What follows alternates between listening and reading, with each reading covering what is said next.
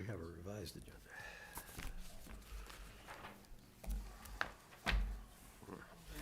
All right. Ready when you're ready. Else is ready, except for me. First, I apologize to all.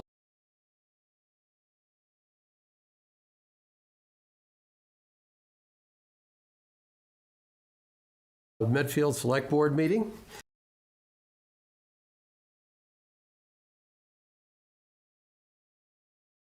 A hybrid format, so we have both the people who are here in the room, but we also, people can tune in through Zoom, so there'll be other people on. In this particular meeting, Eileen and I are here in person, and Pete is joining us remotely. So he's here. He's here. He just got prime billing on the main screen here in the room.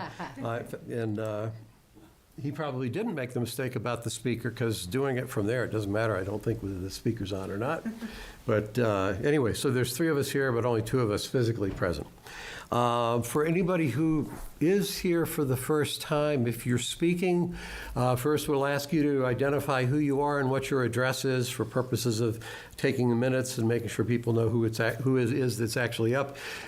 We'd ask you to either go to the lectern with the microphone, or I assume Bill Massaro is in relatively close proximity to the honorary Bill Massaro microphone, which can be passed around. If you use that microphone, you'll notice your voice is not being amplified. That's not a problem. The only reason you're using the microphone is so that Medfield TV can pick up the audio feed. So it's not gonna blast your voice. It's just picking up the audio feed. And again, the meeting is being live streamed and being recorded. So if you missed any part of this, you want to listen to the jokes that we tell, again, you could always watch the recording. Okay, with that, we'll start first just with taking a moment of appreciation for our service members protecting us around the world.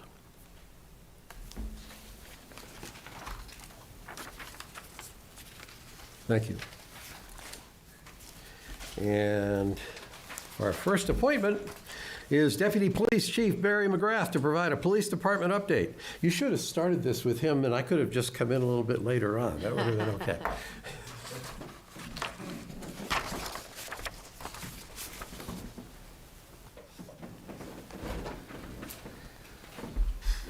Well, thank you all for having me tonight, members of the board here and online. And I'd like to also thank Chief Garrett for allowing me the opportunity to present a year in review of the Medfield Police Department, 2025. Fortunately, I can see it. I had my notes, but I can actually see it. Could you get on the next slide, please? Sure. So our department overview, we focus on proactive, prevention-focused policing with an emphasis on education and community partnership, utilizing roadway safety initiatives, and with the assistance of technology leveraged to enhance efficiency and effectiveness. Next slide. Sorry, I did this before, too. This is up for something. Hold on. Got it. So what does that mean? Well, our core priorities with the Medfield Police Department is to focus on targeted traffic enforcement. I can't actually see that from here, so I'm going to have to refer to my notes. It's so rough getting old. Essentially, we're focusing on speeding, distracted driving, and failure to yield to pedestrians. The chief and I emphasize that it's not about the citations issued in traffic enforcement. It's really educating drivers on the expectations for safe driving behaviors. In 2025, we've encountered, the officers encountered over 6,000 motor vehicle encounters, and we had a great opportunity to actually meet and talk with commuters and educate them and find out why they're driving the way they're driving and encourage them not to do so anymore. Mm-hmm. Also, we utilize the speed feedback signs, which are deployed in residential areas along high traffic corridors to encourage voluntary speed compliance, and I'm sure you've seen these. In 2025, we actually acquired a MRS grant, which gave us 3 additional signs, which we placed strategically throughout town. We also utilized the pedestrian crossing signage at key intersections and crossing areas to improve visibility and reinforce pedestrian right-of-way laws. We also finally collaborate with the town DPW, town administration, on pedestrian safety initiatives to improve safety and address concerns from residents. Next slide. In 2025, we did our first ever Youth Police Academy. We had about 35 students from the 6th, 7th, and 8th grade, focusing on leadership, civic responsibility, and we actually had a visit from the Mass State Police Air Wing. I was involved with it, and it was just an absolutely amazing program, not only for the kids, but for the officers to interact with them and really bond with them. We also were very fortunate enough to have participated with the town's Citizen Police Academy. It was for adult residents, and it took an in-depth look at police operations, and we actually had an interactive crime scene demonstration. So I presented a bit at this academy, and it kind of gave an insight, a day-in-the-life look to what the police department does, how it functions, and we actually did a full crime scene and had the participants come in and fingerprint and how we photograph and all the state agencies that we deal with in such a situation. Barry, is the adult program, the objective of that, more community relations, or is there a recruitment? There might be adults out in the community that actually have an interest. I'm just trying to think. I think our main focus really was to participate with the town and show what our department does, has the capability of doing. So more yeah. community relations. If we can get some recruitment out of it, it's a bonus. But Sure. I think the main point was just to kind of give some insight. People ask us all the time, what goes on in Medfield? What do you guys do? How does this operate? And I think this gave us a really great opportunity, and we got some really positive feedback from the participants about how we operate and what resources we have. And so excellent experience. Next. Okay, let's see if we can get this to work. I saw Mo put a multimedia thing. I tried to do it. This is our academy on the left. This being filmed from the drone? No, Indoor, okay. That would have been pretty cool.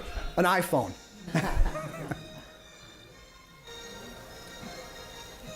It was much cooler when I did it from the iPhone. It's just,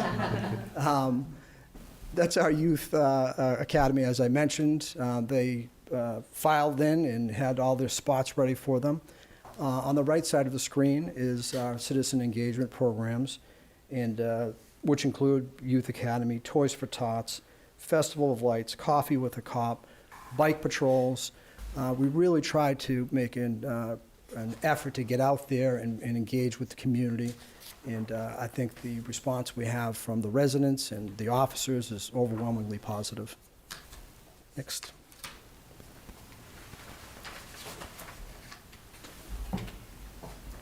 Detective McKenna and Officer Braswell went through a certification course through the FAA to get their 107 drone license in order to operate our department drones. Incredibly difficult process, a lot of failure rate. They really put the time in and got the job done. Essentially, we use the drones for missing person searches, aerial monitoring.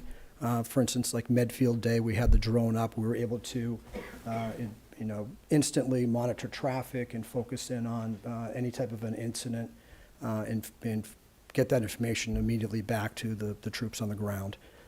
Barry, I've heard many people say it's really, really hard to get a drone license, and knowing that you can go to like Walmart and buy a drone and fly it, what aspect of it is difficult? So it's different for like department use for a municipality. I assume that. It's much different, and a person obviously it's regulated by the FAA. Mm-hmm. I started looking into the process myself, and it was honestly, it was overwhelming. You essentially are getting a pilot's license. Right, that's what I heard. You have to know elevation and know fly zones and insight, direction of the drone, you actually have a crew that if I'm operating the drone, and you could actually be my crew so you could monitor and help me. There's a lot to it. And there's a lot that has to do with flying over residential areas, people, motor vehicles. Every time you have a mission like Medfield Day, we have to get it cleared. And that's something that Detective McKenna would do, as opposed to somebody that's making, hobby type thing. And it's relatively new technology too, so I'm sure at some point even the private drones are going to be looked at much more closely as to what they can do, where they can go. But so what I was trying to get is a drone doesn't seem like it's difficult to physically operate, relatively speaking, but the rules around how you can properly employ a drone, taking into account privacy issues, potentially safety issues. Is all within that Okay, certification okay. process. Got it. Especially when you go to the height that you guys go to, Yeah. like Medfield Day, both Peter and John showed me they were demonstrating so many things. Well, it's incredibly useful. I think we had it at 400 feet. It was the level we could legally bring it to. But a lot of people questioned when we initially started this program, the drone unit. But we've deployed it, and it's instant eyes in the sky.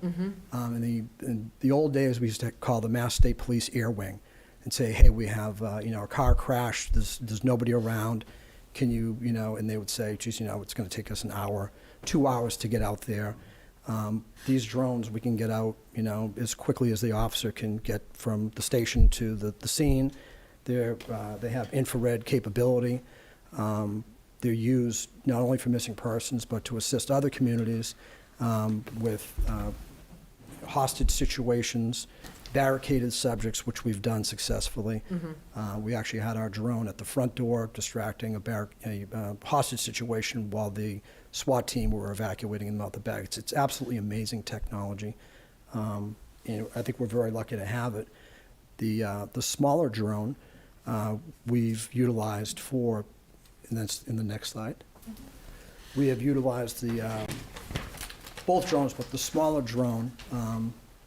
The slide on the left, we've assisted the fire department with their training exercises to get different perspectives on the ladder truck and the views they're doing. We've also assisted them with arson investigations, where we were able to gain a high-profile view of an area and relay it immediately back to the chief. Okay, now I need to update my drone inventory of town drones. When Mo came to do the DPW update, he mentioned that there's a DPW drone that sometimes works with police. You're now talking about a large drone and a small drone, so do we have, are there three in town? Or in town, yes. So we have a DJI Maverick, which is the police drone. Okay. That's a large drone with infrared. Okay. We also have the DJI Avatars, which is a smaller drone, which you're going to see on the right side of that screen. And why we got the smaller drone, this is the Mass State Hospital, it's able to go into buildings that are structurally unsound or for officer safety reasons, unhealthy air quality. When we have breaks up there, the drone, that's actual footage of our drone, the drone can go in safely and report back in real time back to the officer what's happening in there. We've also have the ability to work with Metrolec, was our regional SWAT team, in these search warrants, executing search warrants. If we needed to go inside of a house for officer safety, we could do that as well. So a lot of impact within our community and helping out our surrounding communities with these drones. They were saying, and this is kind of sad, that the officer that was killed on the Cape a couple of years ago, because he had to put his head through an attic and look, if they had used the drone and let that look, they could have seen more of what he was about to. Absolutely, yep. He was a canine officer, and he popped up into the crawl space and lost his life. That's where something like the smaller drone can travel, and it can bounce off walls, it can bounce off the ceiling, and it's very durable. Yeah, that's awesome. Yep, very, very proud of that program. Next. We consider every officer in the department to be community policing officers, but we actually have a community policing unit headed by Sergeant Hain. Perfect person for that job. They work in partnership with Parks and Rec, where such things like National Night Out, Memo, Medfield Day, Lions Club, Medfield TV, Hinckley Helpers. These guys are all plugged into the community. They're interactive. They're everywhere. They love their jobs. The community has given us incredibly positive feedback on having them there. And I think it's just an excellent unit to have created. Well, I've told the story before, but like Medfield Day, this little girl got lost, and she was completely frightened, and then she looked up and there was Mike Downing, and she was like, "Oh, I know you, you can help me." And it's like, I will tell you, 10 years ago, I don't know if that would have happened, right? But here's, because the guys are at the schools, out in public, this little girl, I think she was like 4, was like so comfortable going over, and then they were able to track down the dad. It was like just awesome that.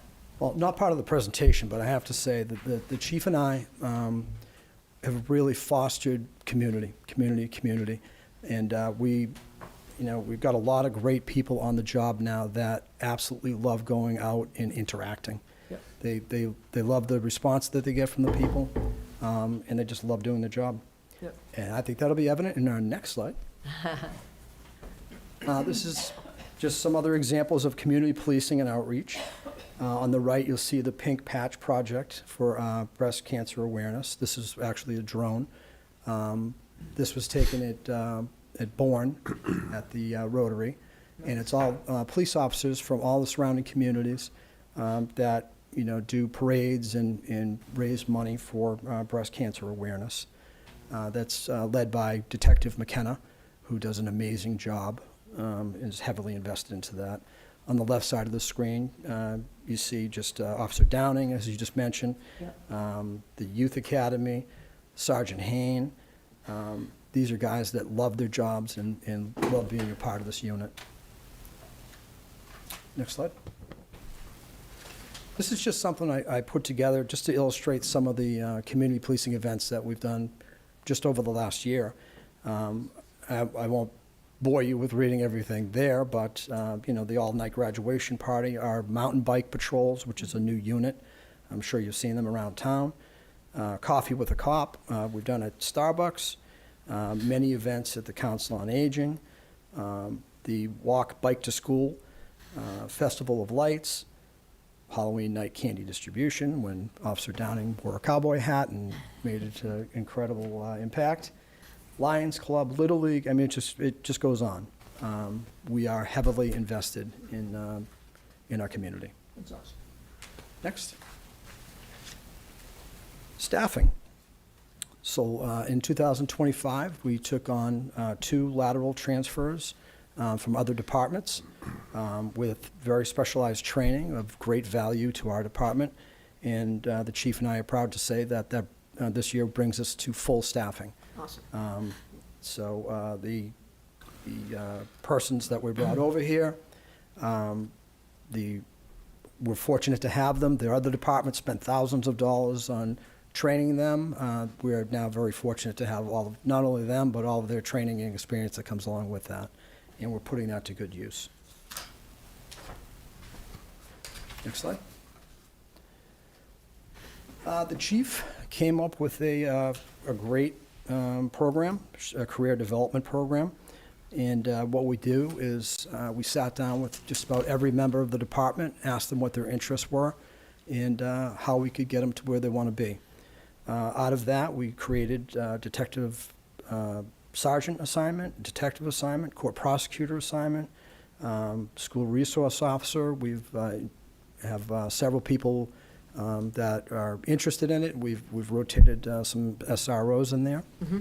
School liaison officers, which I have to tell you is an absolutely incredible contribution to this. These are officers that, as part of their duties, go over on a daily basis, interact with the teachers and students, and report back to the SRO and their sergeants on any type of activity that may be going on, that it's not considered an incident, but something that they may be, have interest for the SRO.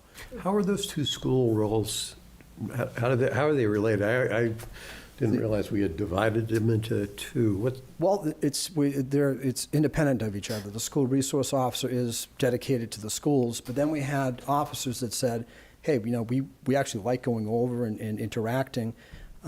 So the chief came up with a liaison.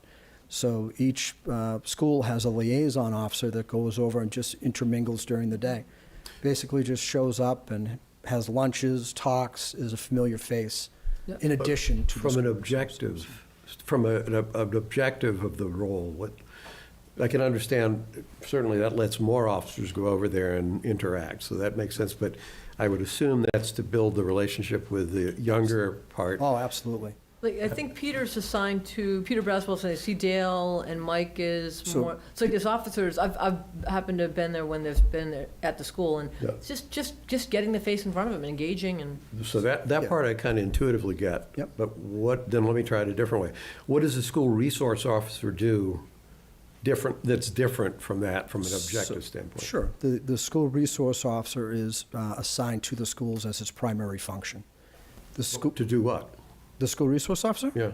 The school resource officer is a multifunctional purpose. I think the main purpose is to build strong connections with the youth, with the students. They have a person, I'm speaking from experience, I was a school resource officer for 8 years. And I could tell you the impact it had was unbelievable.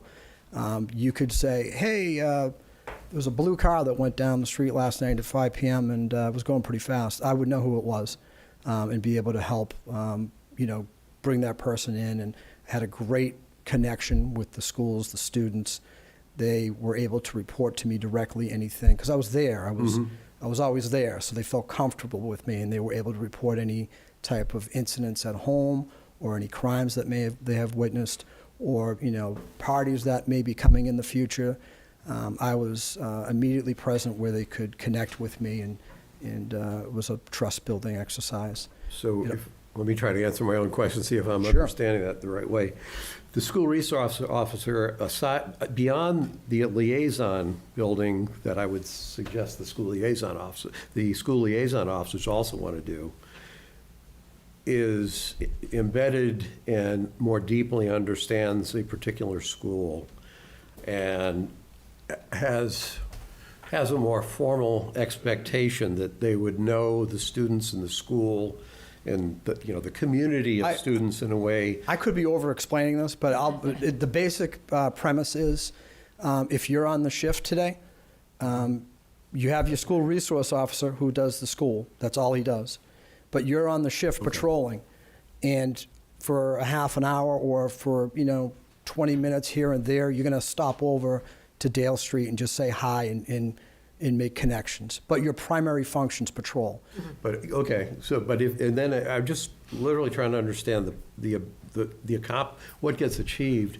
It sounds like a school resource officer, I'm putting words in somebody's mouth here probably, but school resource officer, because the obligation for time and maybe the regularity of appearances is more formal and structured as an integral part of every shift that officer is on with regard to that school. It's his primary goal. That allows the school resource officer to become a member of the school community, let me say, to a degree that probably wouldn't be achieved by the liaison officers. In addition to building liaison, that then says the school resource officer probably has better knowledge of all the kids that are at that school. I couldn't have said that any better. That was perfect. I haven't finished saying it though. But where I was getting at is that would put the school resource officer in a better position if some kids at that school were about to do something stupid and then get in big trouble for doing it. There's a better chance the school resource officer, one way or the other, could either recognize the situation developing or maybe have people, and I'm not talking about tattletales, but recognizing if somebody's comfortable going to a school resource officer and saying, this thing's coming up and I'm feeling uneasy and I don't want my friends to get hurt. You could actually head that off and play a more preventive role rather than I can tell you who stole the car. Oh, absolutely. Okay. Yeah, absolutely. Okay.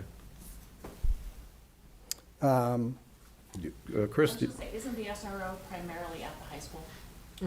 Yes. Okay.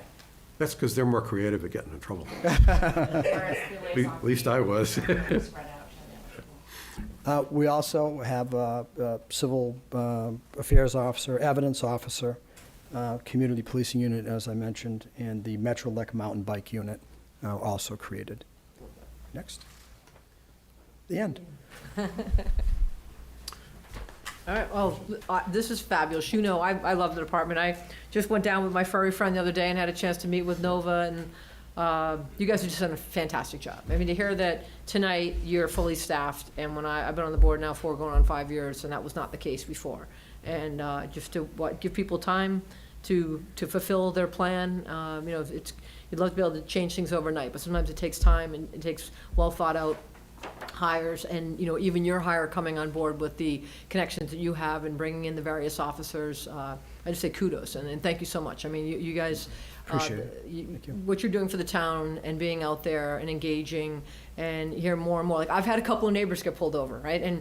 And every person I've talked to that's been pulled over has said, like, yeah, you know, they were good about it. Like, you know, like, you're not looking to just say name, address, throw you a ticket. Right. To your point, I heard you say earlier, it's like, hey, what are you doing? It's 5:45, you're blowing down Hartford Street way too fast. Like, come on.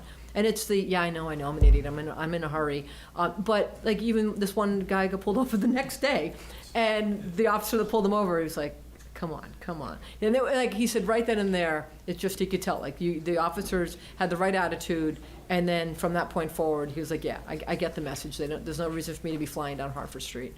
I think It was great. the philosophy that we have, and me coming over and the chief agrees with it 100%, is we tell every officer, treat the person that you're stopping like they were a family member. You know, because it could be your mom or brother driving that car, and you'd want that person to be treated with respect. And that's what we strive for. And we have had very little complaints on traffic stops. Right. So thank you very much. I appreciate that. No, thank you. To the whole department, it's awesome. Pete? I did have a series of questions, Barry. First of all, thank you very much for your presentation. That was very nicely done, the graphics and the presentation both, so thank you. You use an acronym, MRS, for the grant. I have no idea what MRS stands for. It's the Municipal Road Safety Grant. Is that a state or federal grant? then? State. Okay. Yep. Thank you for getting a grant for the town. What struck me with the Youth Police Academy, and by the way, I think that was a great idea to start that, and I'm so glad that you guys got 35 middle school kids to go to that. That's just wonderful. What it raises in my mind is there something that we could maybe think about for the high school kids, so that the kids could graduate from the Youth Police Academy into something else? I know that some some scouts have explorers or something, so I just don't know. I just throw that out there because I think the academy is such a good idea, so maybe something for the high school kids as well. The drone, I wasn't sure if an infrared means that it's thermal imaging, because that would be the most useful thing, I think, is if we could locate people that are lost or dogs that are lost. Yes, it is thermal imaging, yes. Oh, okay. And then the last thing was it was about the SRO, but you answered that, so I'm all set on that. Thank you so much. My pleasure. And I asked you all my questions during the presentation. Thank you. I'll make one comment. I've been reflecting on this for a while, and this is the things you've had to say about what the police department is trying to do. There's a parallel I see with fire departments that try to focus on fire prevention rather than putting fires out. And I think that's consistent. I've gotten just a couple of emails from people who have written, basically they've said, this police department is too big. All you do is you see them out on the streets all the time. They show up at all the community events. They're sitting there talking to people. Presumably you should be out, riding your horse to, track down the outlaws. But my thought as I listen to that is, you can't ever just do something right where people give you credit. When you sit there and you have a police department that focuses on community policing, that works to actively get the community itself to trust and respect and like the police department, once you get really good at doing that, all of a sudden people say, they must be over budgeted and overstaffed. They got way too much time to be doing this stuff because they don't see the point as prevention. It's not conviction. Well, I'll tell you, I welcome all feedback. Everyone has valuable feedback. I think what the chief and I have done with the amount of people that we have on the department, which is, I think, relatively low in a national standard, is when she talks about the cross-training, we're not creating new positions. We're basically assigning responsibilities. These guys are more than willing to learn how to do investigations and process crime scenes and really kind of reach out beyond their comfort zone. And we're really maximizing what we have for numbers. And I think as a result, I would tell anybody this, for the size of the department we have, to have the interactions we do with the community and have such great feedback, we're actually now able to investigate crimes, take a proactive approach, get on Facebook, send out messaging. I think we really came leaps and bounds. But, no one's ever going to be happy, and I get that. Everyone's different, and that's why I say we welcome all feedback, because we're always looking to improve. So I don't take that personally, and I think it only helps us improve going forward. Well, I think you're on a good track. Are there any questions? Barry, there was one resident, Barry, that emailed all the members of the select board, and the chief and I ended up meeting with him, and his complaint was that there was too much policing going on in our town. And I think that after the chief and I met with him, that he may have come away with a different attitude. I certainly explained to him that I liked to see the cruisers out on the road so that they were visible, because I always go back to the time when my neighbor was the assistant animal control officer, and he used to park the cruiser in front of his house on Hospital Road, and it was astonishing how slow the traffic would go when they saw the cruiser there. So that I think that there's a real deterrent effect when people see you out and around in the community. So I think that's just a wonderful solution, because one of the big complaints that we get from residents is about the speeding in the neighborhoods. And so the way to control the speeding is by having the police out and visible. Absolutely. I agree. Laurel, did you? Just make sure you have the mic.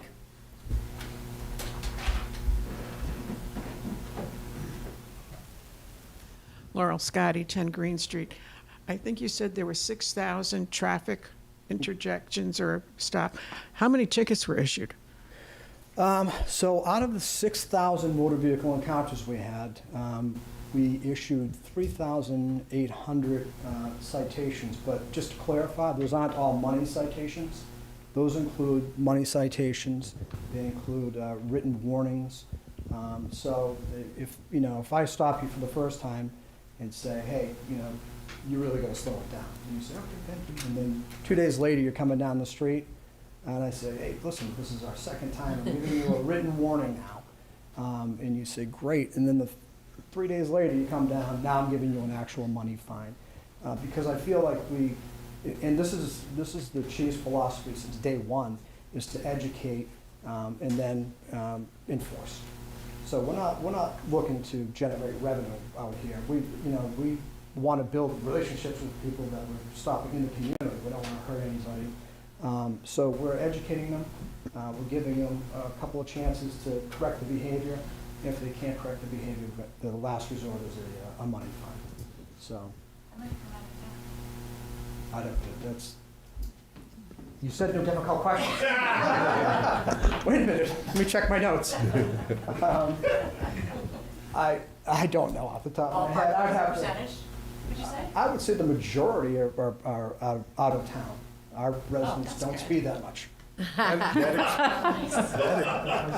That explains why we're not getting more complaints from our own citizens for all these citations. It's like, I'm really surprised how quiet they've been, if they've been nabbed so many times after they were complaining for so long we didn't have enough enforcement. But we haven't gotten those kind of complaints. That's, Well, I think Pete said something that I actually wrote to the gentleman that he met with initially, that I encouraged him to meet with the chief. I encourage anyone, if you get any questions about the police department, either you're sitting down with Barry or you're sitting down with Michelle, our chief or deputy chief, and there's not a person that I've asked, like, hey, go spend time. Did I not get a phone call or an email? That was time well spent. Like, I learned so much and I get a better perspective of what's going on.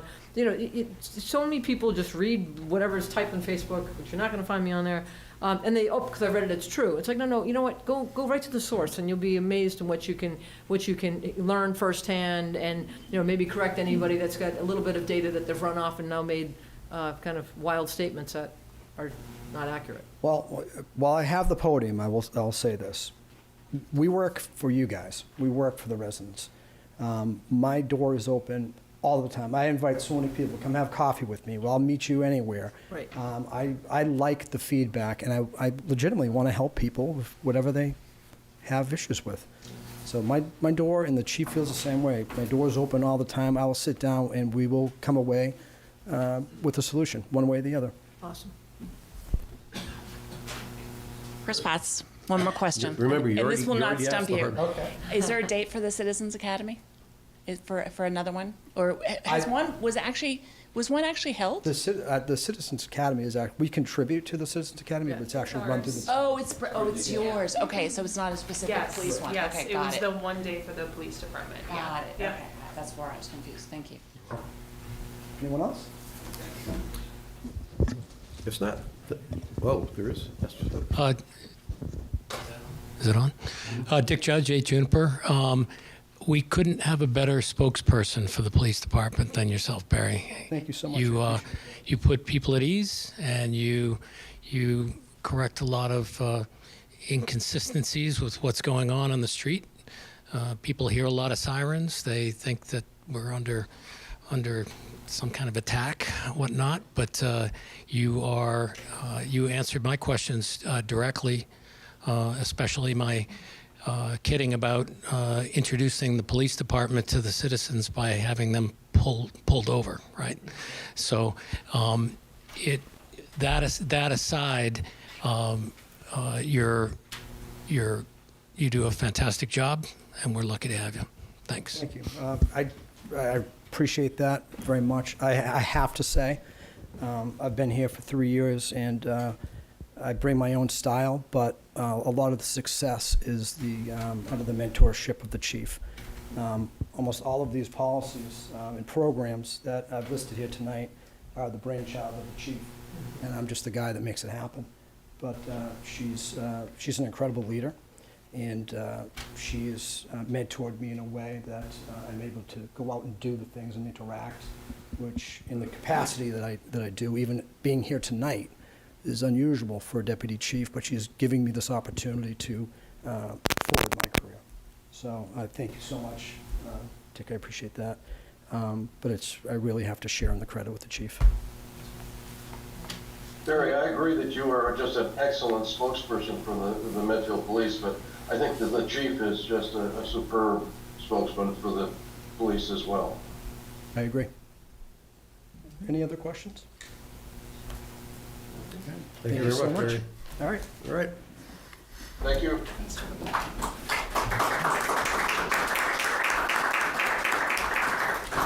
The next item on the agenda is the prioritized program staffing and services to be restored if the override budget is presented, should have said passed, at town meeting. I think when we first prepared this, we weren't even sure whether or not the override was going forward. So at your last meeting, I asked you to prioritize the restoration of budget cuts, which you each individually did. This new spreadsheet is the results of that prioritization. Based on our last meeting and the Warrant Committee's guidance of 1.8, those items that you see in green have been restored to the budget. Okay. And that was also based on your scoring. That's the Prop 2.5 compliant. budget. Correct. Yep. And then the override would. Anything in pink was how you coded them to be restored if the override passed. And so the last one in green, the human resources, restore HR at halftime. You have that down on the bottom, so technically that's just You're cutting it, yeah. It was $80,000. That Right. was the Now position it's had in been half. funded. Okay. Now it's in I half. see what you're Yep. doing. So you Okay. still have to cut the 40. Okay. And for anybody who doesn't pay attention to these things in great detail, the first time we got this list, Christine had totally eliminated the HR person and said, I'll just take over HR responsibilities as town administrator.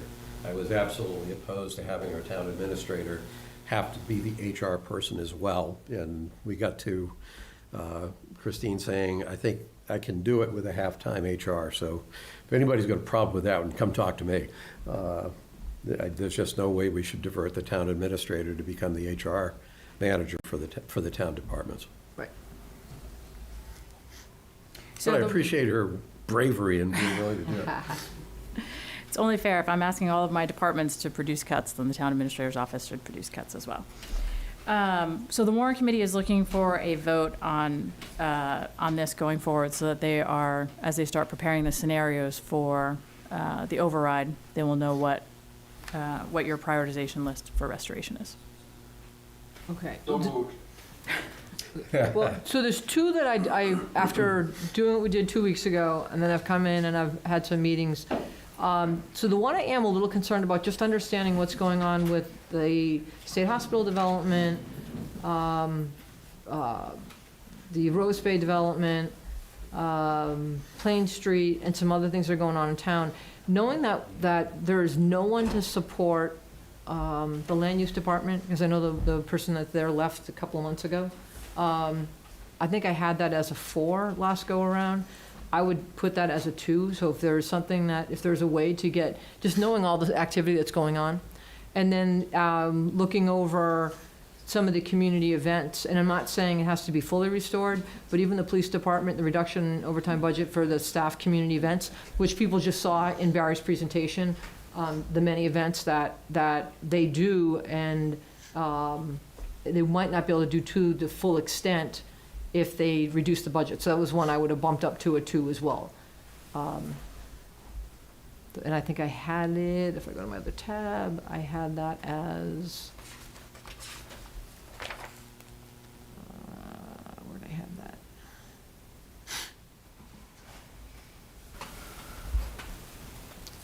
Give me one sec, I'll tell you. Police.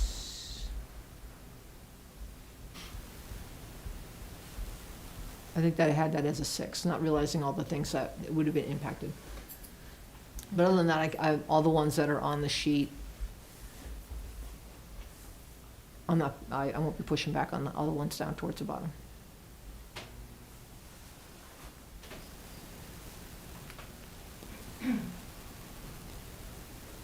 So I guess my understanding is that this sheet is a compilation of the 3 of our Yeah. opinions about how they should be ordered. And so I don't think that it's right to get into, well, we certainly can talk about whether we did it correctly or not, which is, I guess, what you're doing, Eileen. Yeah, all I'm doing is explaining, since our last meeting, I did a little bit of homework to find out, when I'm looking at these cuts, how it's gonna be impacting and finding about some of the projects that are going on. So it's just, that's why we had the Yeah. 2 week to come back and look at it, so just putting that out there. Yeah. So are you suggesting that we think about this more and reorder them, or what are you suggesting? I am suggesting that if we look at the way it's ordered, that we could move, which would be the reduction in overtime and the eliminate part-time, higher on the pink. I'm not saying we're putting it in green, but if we get additional dollars. Yep. So we need to be sure that we're clear on what question we're answering. Okay. The green and the red is the cutoff between where the town departments are going to be funded if we are required to have an absolute Prop 2.5 compliant budget, which only allows 1.8% growth. So if we're having the discussion about the priorities in the pink, relative to that hard line of 1.8% growth. The only discussion we should be having is why something in the pink should move up to the green. Yeah, oh, okay, then I'm not saying that. If we're not talking about that, there's a separate discussion that's going on right now. Steve Callahan's formed it's called a working group. So it's a subset of the school department, the school committee, including the school department, because Jeff and Mike are on it. I'm representing the select board, and then there are two representatives from the warrant committee, one of them Steve. And the point was to try to have some I think the point, he called it, so he should say what his point is. But I think the point was, is there a way that we can have kind of a cross-group conversation of some of the leaders of these three factions in town with the goal or the hope that we could get to a single unified view about what is reasonable. First off, not me. No, it's Pete. Pete. No, I think it's Mike. He's still on. Not me. Good? Yes, good. Where was I? So the whole point, one of the very first questions was, should we have an override article or not? We had already put an override article on the warrant because I think on the select board we had decided we're going to need an override article. Don't know how big it is, don't know what the stomach for paying extra taxes is going to be with the taxpayers, but we think we definitely need to have an article currently on the warrant capable of moving forward to the town meeting. So we put it on. There were some interesting discussions. There's people in different groups that, despite the austerity, aren't in favor of an override. I think most are. So if you get to the point that says you need an override, then the next question is, how big should the override be? And one of the problems here is that we have an austere budget growth for Prop 2.5 compliance this coming year, and the same problems that are going to affect our FY27 budget are going to affect our FY28 budget. So the dilemma is there a way that we could pass just one override that would give enough buffer to cover the FY28 pressures? Maybe not all of them, but could cover that so there wouldn't be a necessity of going after a second override in what is what is probably the year before the voters are going to be presented with a massive debt override for a new school. So that's the long and short of it. That's the scenario that all three groups are trying to play out, find the most digestible way of doing that. So when we're talking about the things in the priority list on the pink, we're talking about that relative to just which of these things, what should the right order be of these things? And Ben, if an override passes, we'll be working down presumably we'll be working down the order that the pink, or at least we're going into it working down the order that's shown in the pink list. No override, nothing in pink gets taken care of. Override, at least some of it gets taken care of. Can I ask a question? Sure. Oh, Mike, yeah. Sorry. Otherwise, people will tell you, we can't hear what you're saying. Yeah, no, Thank you. Catherine Thorpe, 115 South Street. I was curious if it was possible to, since we were going through the reduction cost, that we could make sure that the reduction cost for the part-time ACO is correct. I think that there was some, of no fault to anyone, a clerical error that had happened, as the on-call ACO is also an on-call firefighter, and that their gross pay was what was listed here as the 24,037, and I'm hopeful that it's just, we can fix that, because it is not correct, and again, that is at no fault to anybody. Unfortunately, when you're doing the wage compensation reports, they are not foolproof, and it's, you know, it is. You're making my argument for an HR director. Well, I do understand. I mean, I do understand it. It is like complicated, and when you get into an Excel spreadsheet, and it just is hard when you're, especially if you're a person who does more than one job in this town. Yeah. So I think it would be really important to, in like, I don't know, live time, really fix that so you have an understanding of what that cost savings to the town will be. So the number that, and it's approximate because we're still waiting for, I know the town treasurer is just swamped and said she had up to 7 days to get back to us. So unfortunately, I don't have an exact number, but I have pretty close to what it is because the on-call ACO, Robert LaPlante, was able to speak with the fire chief who went through his fiscal year pay, and we were able to get that number as $5,923 for the fiscal year of 25.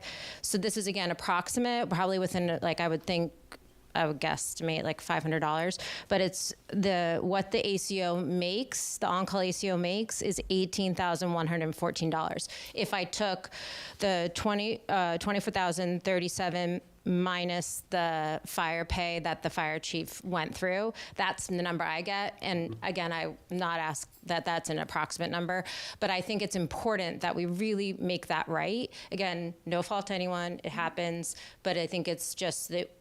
And you know, and honestly, as the second piece to that is, I would love to push to put this back into the green. I know that might not be possible, but that was one thing that, like, I personally feel is of great value to this town and to the taxpayers. So I'm gonna argue against your point but it's for a math reason, not okay.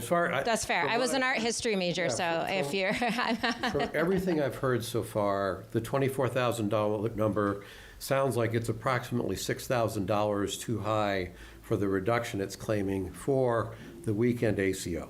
Correct. The total reductions that Christine had to get to was $263,638 to get to the 1.8% compliant budget. Okay. So in the grand scheme of things at this point, yep, a $6,000, what all that it would really do is say, Christine, you got to go find another $6,000 somewhere, presumably for something that's going to show up at the bottom of the list, with the ACO position at the top of the list to be restored. None of those things are going to, none of those things get funded if we don't get more than 1.8% because no override is passed. The first thing that gets funded is the ACO, at least based on this prioritization list. So in a certain way, it's not that you're wrong mathematically, it's that given the amount of time between now and the town meeting and the size of the problem that we're trying to manage here, I'm suggesting that it is in the noise. Everybody knows, we've had enough discussions. You brought it, you're the one who spotted it. We know that it's not entirely accurate. We also, one thing I've learned here, I think when the chief made the presentation about the weekend ACO, she also made the point about the calls that the ACO gets called out on the weekend, and I think she said it was like she's here, actually. She's online if you want to. If she can tell me what the per call, it's not the on-call just ready to go, that is not in dispute, but the calls themselves, I thought she said it was like $79 or $76. Right, there's two different numbers in that. So there's a base pay, and that is where the on-call ACO is on-call diligently, doesn't leave town, stays in town every night and weekend, sacrifices his time for everything else that he has because he loves it, and he stays here. And he gets paid a flat fee of $2 and something cents. Yep. Then, if he gets called out, there's a separate pay that he has of $29.12. Yep. And that's a 2-hour minimum that he will get paid. So that gets you up to almost $60, $58. So the point there is that some of those calls, I've heard from probably a lot of you about the importance from a safety standpoint to have the ACO available for emergency situations on the weekend. I won't argue with that. I will argue with the idea that on the weekend, it's really important to respond to some of the non-emergency calls that come in. We can look at the history of that. And so I wouldn't automatically argue against the idea that we would have a policy on what we respond to and don't respond to on a weekend. You know, you got a bat in the house, you respond to it, because the bat might be rabid. Yep. That's an emergency. You got a sparrow in your living room, you got to open the window and let the sparrow find its way out, at least on the weekend. You can call it animal control for help during the week, but at least on the weekend, that's how that should be handled. You have a snapping turtle walking across your front lawn, you let him keep walking. Unless you've got a swampy area in your front lawn, it probably won't take up residence there. So based on what the chief had talked about, I can see some logic. Sure. To I mean, I review do the think that there are emergencies that do happen, not just during the weekdays. And I think there are a lot of, there are calls that happen on nights and weekends, especially at there is, you know, and I took the time to go through every single police log from 2025. And there are definitely, for sure, some that, you know, like there was like, you know, a turtle or a rabbit, but there was also other things like a hawk that attacked a child in their yard and requested specifically an ACO. That was on a night and weekend. There was an attack at the state hospital. There was an attack on the rail trail with the dog. There was a injured turtle, snapping turtle, that the police actually went to first and then requested ACO LaPlante. So there's things that, and also they have the training. So it's like we're waiting for like the preventative piece that I think you spoke to so well. That's really a bit about this too, right? Like we don't want to be caught with our pants down here and be like, okay, we have this horrible thing that happens and we're waiting for mutual aid from Millis Medway of something bad that happens. Like that, if we're going off that preventative mindset that the fire department and also the police department does so well, I think that really translates to animal control, because you don't know when something bad's gonna happen. You don't know when you're walking your new puppy down the road and something really bad happens. And again, I love the police department is amazing, but they haven't gone to the ANCOM classes. They haven't done all of the training that somebody who has diligently done all this training already. It doesn't cost the payer a dime. He pays for his own training. The town doesn't pay when he does any continuing ed. He pays for some of his own equipment, and he's here. He already has it all done. So I guess I would push back and say that on the nights and weekends, how are we really saving? Because we're definitely going to have to get somebody trained on to have some level of training in animal control work. That I think that is important. Or how much money are we going to spend to have Medway or Millis or Norfolk come? Are they just going to come mutually just for free? Is that going to be a service they provide to us? We're going to have to pay them. That's money that we have to pay. How much are we going to pay to have potential animal control regular police officers get rabies vaccine? That's what the ACO does. It's already done. So it seems to me that it is like what I hear from you a little bit is that that this is not a priority on nights and weekends.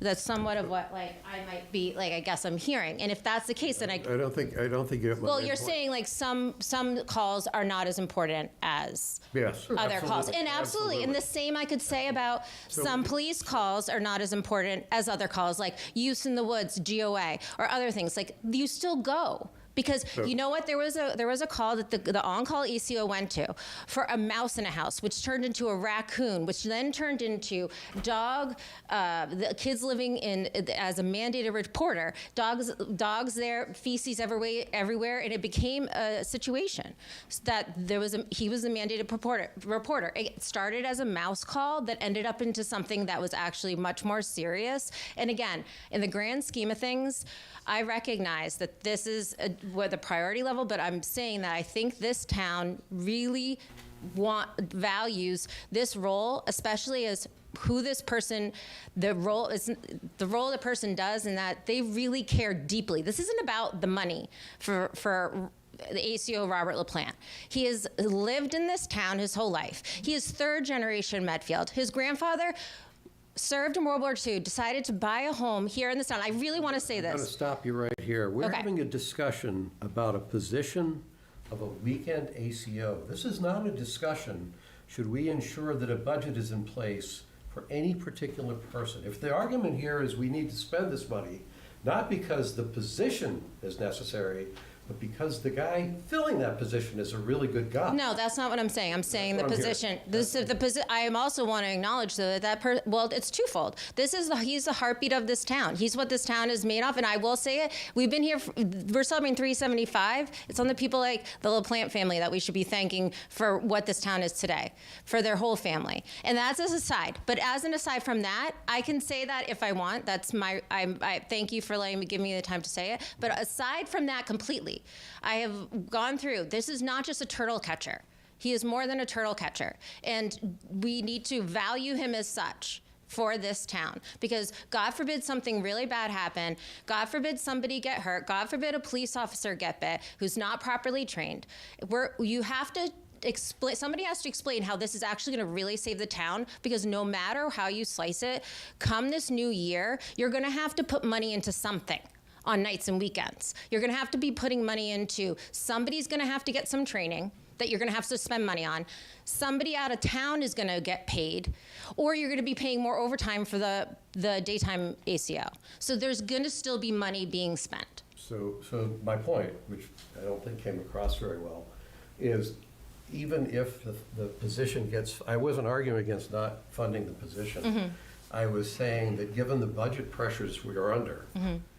I can see, given what Chief Garrett had talked about around the cost of each call, I can see a policy being put in place for what calls constitute a valid, actionable weekend call. Because the real issue isn't paying somebody for the on-call hours. The real issue is how many calls they take and how many of them are truly important to be supported on the weekend and how many of them are not.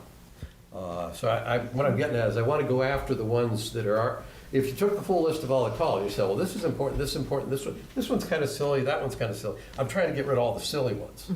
And if we had a clear policy on what did or didn't get responded to, with the intention of trying to eliminate the silly ones, then I think we would start getting at the issues that we're trying to get around the cost of that coverage, that's all.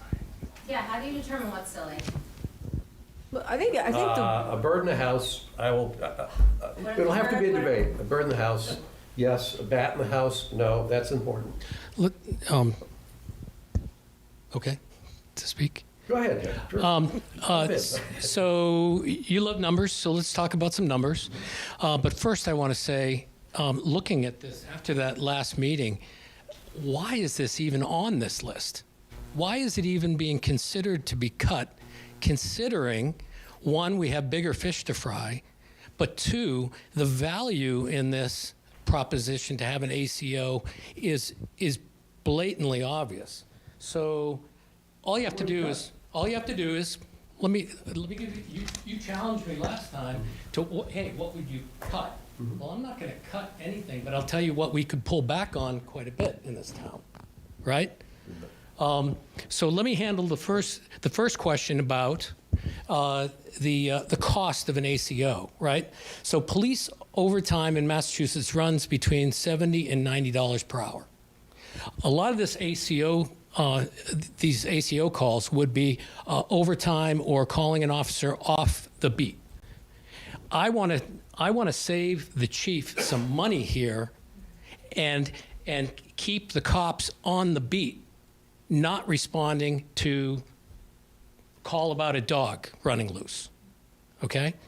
So even if 200 hours annually was shifted to police coverage, it's only, so the civilian ACO makes $25 to $35 an hour? I don't know. It's $2 an hour. So, Beyond call. yes. It blows these numbers completely out of the water. 300 hours of service at the $80 an hour is $24,000 for a policeman to respond. $24,000. What we're talking about here for an ACO is what I thought was a greater number, but it turns out to be, I think it's going to be somewhere around $18,000. So what we're talking about here is something that is costing the town $18,000 now, but could easily balloon, because the 200 hours can get hit really easily could balloon to $24,000, $30,000 from the $18,000. Did you base that on actual call time? I can ask AI and get you that information right now if you'd like. But yes, I asked you a question. Those two numbers, where did you get them from? From AI. Okay. Even if 300 hours annually shift to police coverage, 300 hours times $80 is $24,000. So the position I've been trying to argue here is not to eliminate the on-call ACO, but to develop a policy that keeps the on-call ACO reserved for actual legitimate weekend emergencies, with a goal of reducing the number of people, some people don't like this word, frivolous calls that the weekend ACO gets paid to respond to, because that's part of the job. And I'll take that on head on. It's a frivolous call until it's not. It's a mouse call, mouse in a house, until it's not. Probably wouldn't respond to a mouse in a house. And that would be a shame, because the ACO did and found that the dogs were being abused. All right, so how many more mouse calls? How many more mouse calls did that happen? Moving on to getting to your point about what other you challenged me with what other things can be cut, right? One, I thought that was a silly question. You're asking the public something that you should probably be already aware of. Well, no. But what two, you see here is what we're already aware of. This is where we think the best cuts are. Yeah. When someone says, don't cut that, I'm saying, what would you cut instead? That's a reasonable question. Okay, here we go. Okay. Legal consultant fees, were those looked at within the town? Yes. We have For our outside labor council. Right. And does everything seem in order with that? Yes. And so when I look into it, I won't find anything excessive. I don't know what you mean by excessive. Well, I'll ask Pete. Pete, you're an attorney. Do you think that some of those fees might be out of whack? You're on mute. You're on mute, Pete. You're on mute. No. Oh, no. No, now you're not. Okay. All attorneys charge an awful lot per hour. Most of the attorneys who do municipal work have a separate rate, which is a lower rate for their municipal work. So and it's, I think, probably a trade-off for the amount of time that they spend or hope to be able to bill for. But yeah, legal fees are very expensive. We use a lot of consultants in town too. That's very expensive. I think that all of these things on this list are things that the town has made a decision that it's appropriate to fund and that we want to fund because the town needs it. But we're trying to make decisions when there is not enough money. And I think that goes back to the state giving us less sharing on the other monies every year. They seem to keep up on on a percentage basis on the school monies, but the general aid monies has been going down for decades. And so they're moving cost of town services from the income tax onto the property tax. There's a ballot question to reduce the income tax from 5% to 4%. That would reduce what the town gets from the state dramatically. I guess, I mean, this is just an exercise to try to figure out how to prioritize. I don't have a decision to make as to whether or not they want to vote additional taxes to include these things. Right. I thought it was a prioritization exercise as well, until I realized that this shouldn't even be on the list. The income the town makes and the income the town should be charging for things like licensing fees for a dog, right? What do we pay? $5 or $10? $10. That's ridiculously low. That's a valid idea. Dog waste cleanup. We're eliminating $20,000 for the dog waste cleanup. why are we even eliminating that when it was done for free for years by volunteers? Yeah, but someone doesn't Why did he live even in get Medfield. chosen? It was done by a gentleman in Millis. It doesn't matter, does it? The waste is being cleaned up by a volunteer, and it was free. It isn't anymore, though. He's not doing it anymore, so it just started to pile up. Do you know So why he's not doing it anymore? I don't know, and at the end of the day, it doesn't really matter, Dick. It He's does not- matter because he was shown the door with the other volunteers up at the state hospital. This is a free service to the town. It saves us. Volunteerism saves the taxpayers in so many ways. If people I just picked consider up this- what they brought in, that's like the simplest thing of all. If people just went in, if their dog makes a dump, they pick it up and they bring it home. Like, that's just like really simple. But people are incapable of doing that. Perfect. So we have an ACO that enforces that. No, but and they don't. But okay, what I'm finding right now tonight is I am happy that everyone's sharing their opinions.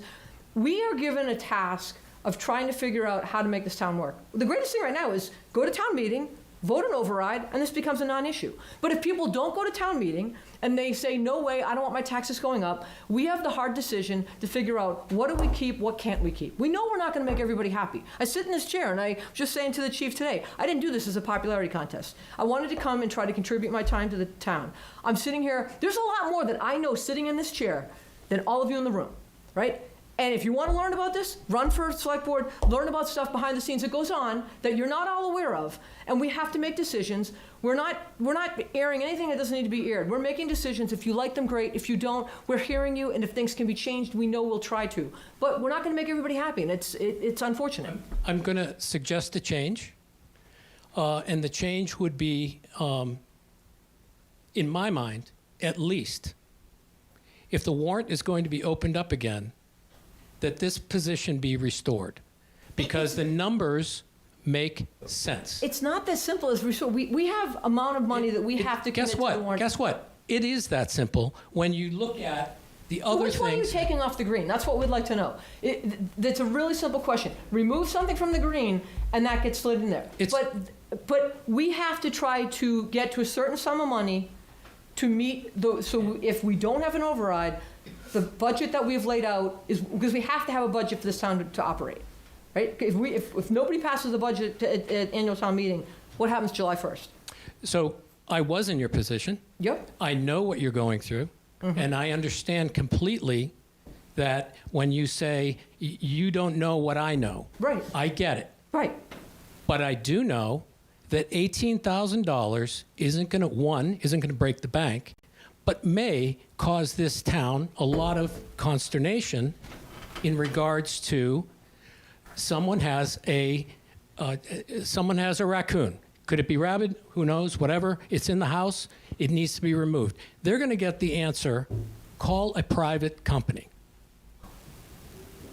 That's what I did when I had mice in my house. I wouldn't think to call the police, to be very honest. It's like going back to, it's my house, it's my personal property. Right. I get it, there's a bat, right? That's something you Yep. want out. If there's a mouse, I don't actually understand why anyone, I didn't, I called the guy in Franklin.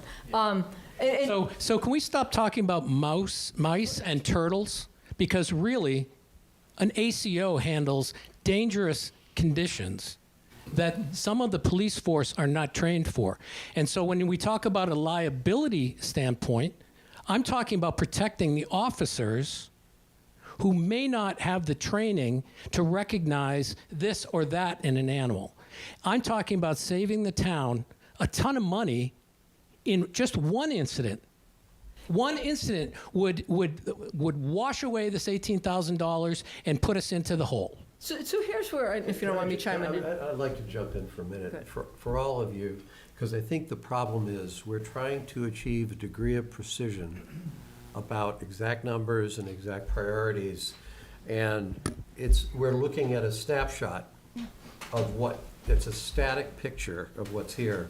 One of the things I've learned since the last discussion we had, and I was sort of trying to get at it with the policy of when the weekend ACO would go out, is a way to suddenly say, well, maybe that whole budget isn't as big as we thought it was, if we're more thoughtful about what does constitute a weekend emergency and what doesn't. Well, we I'll give- already know it's 18,000, so like we have that. But that's under the current policy. Sure. If we change the policy, it's That's gonna just be a it. lower number presumably. One of the other really notable things that it didn't change the number, but it changed the understanding of the implications, was the library. The library was gonna reduce its weekend hours, shut down, not be open on Sundays. And the librarian, and I guess the library board, felt it was important enough to be open on Sundays that the librarian came back to Christine and said, listen, we can make that cut, but I want to make it in a different way. And so, the snapshot says we're not going to be open on Sundays. The actual implication, if we do that, is that they're going to do some other things, but they are going to be open on Sundays. The one about the dog waste, that says we're not going to eliminate dog waste, we're not going to have automatic removal of dog waste anymore. But the discussions we've had around that have all been around looking at some sort of a badge program where if you want to walk your dog up at the state hospital, you have to pay to do it, and the money that you are the money that you're paying goes into the money to fund a contract. So the whole side of this that we're not looking at with this static picture is things that we can do on the revenue side that will show up for purpose of this one static snapshot. The stuff we do on the revenue side won't show up. It'll only, the cost is only here, not the net cost. So some of the things that would go away here aren't really going to go, I don't think they're going to, they go away, even if an override doesn't get passed.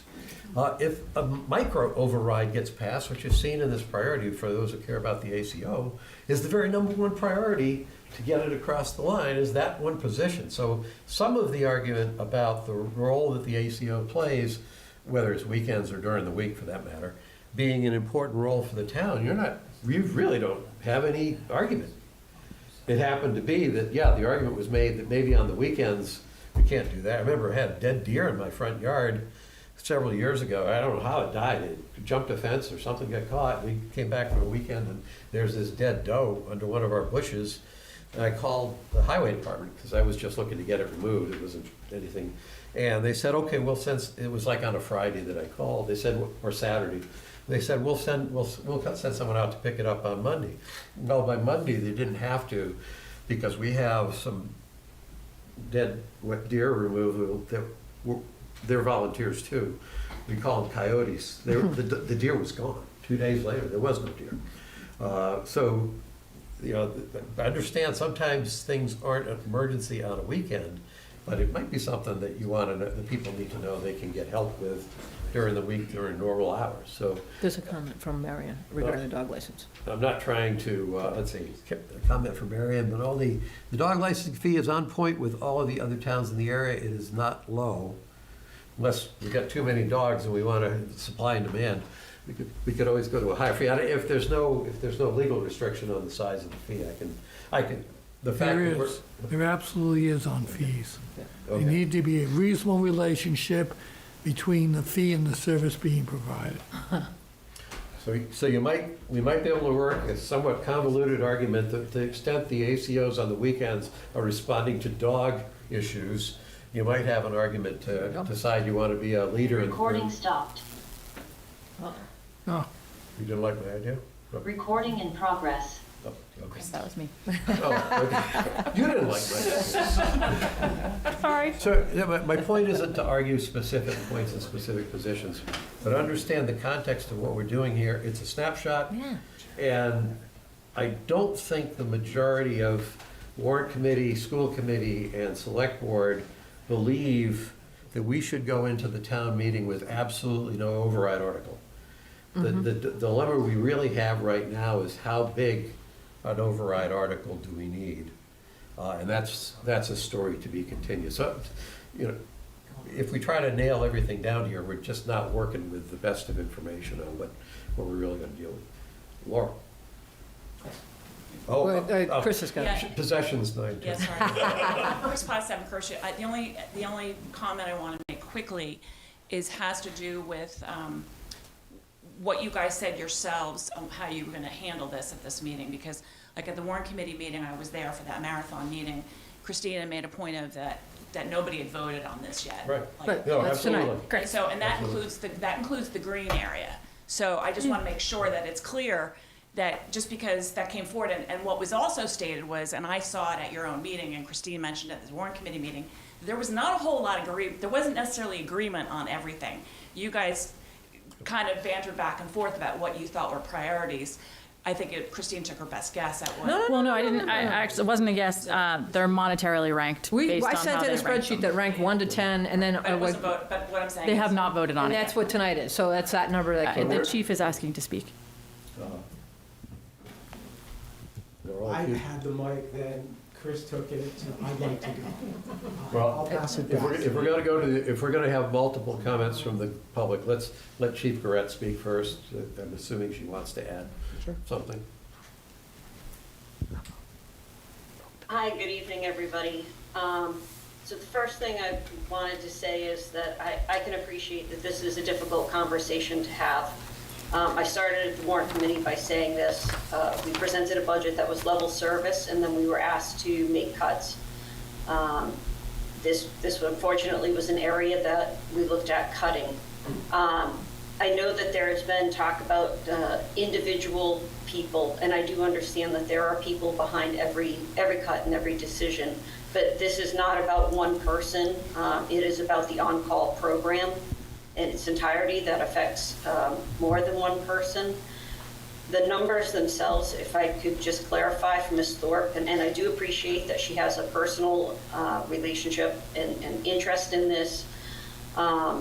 I spoke to both of our ACO officers and provided them their numbers and how we got to this number.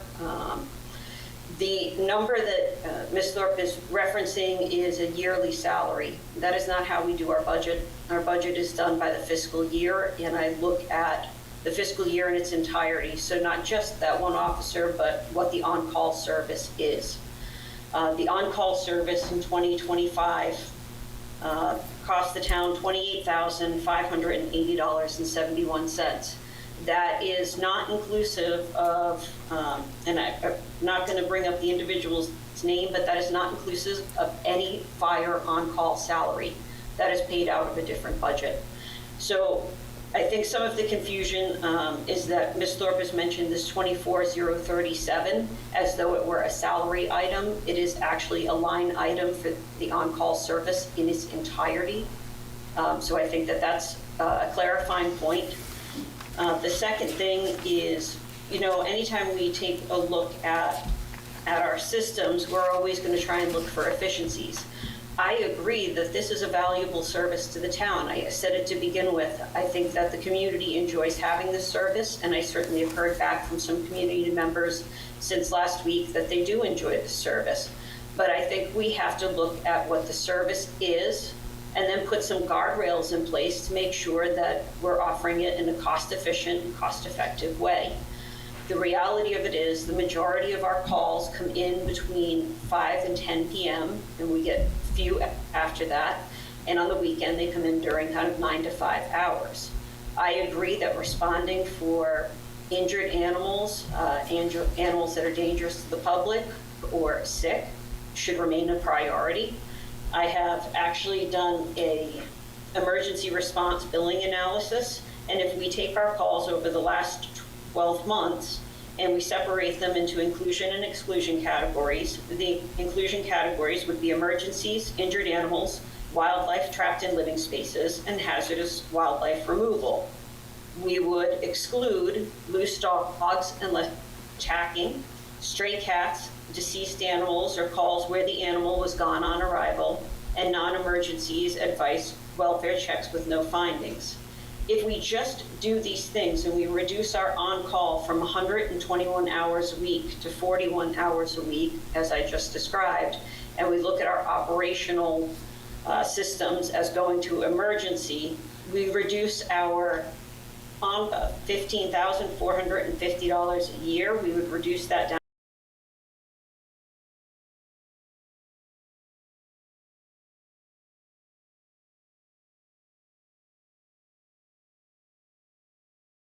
calls and our part-time call up to 37 calls, which would be a total of $2,650.36 to the town. That's a considerable savings from $26,000 that lets us preserve the service that the community enjoys. And that was kind of the point I wanted to make, was maybe clarify some of the numbers, and know that I support keeping this service at a reasonable expectation for the town. This is not about individual people. All of our members are excellent, and I appreciate that these are difficult decisions. And I would again say to Ms. Thorpe, while I can't discuss personnel issues one-on-one with members of the public, if she has any general questions about the numbers, I'd be happy to sit down and go over them with her the same way I went over them with both of our ACOs. I do have one clarifying question. It's still confusing to me because on this line item, it says eliminate on-call animal control officer. That's one person, correct? Chief Garrett? It is the on-call position. Okay, so the on-call position, that on-call person is just one person, and that person is a reduction of $24,037. But I just really feel that this is really important because I also have this on-call animal control officer received the fiscal year, and I do understand the difference between calendar and fiscal, the fiscal year number, spent the time, Chief DeKing was wonderful, spent that time, and he gave us a fiscal number of $5,923. That is not included. This is a gross pay for this person.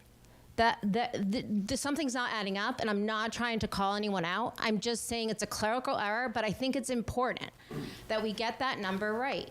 And I think it will make a difference on a lot of other things. It might not change everything, and I truly appreciate what you're saying, but there is a clerical error that has happened, and I really think you can't explain to me how on his W-2 it's saying 24,000 and change, okay?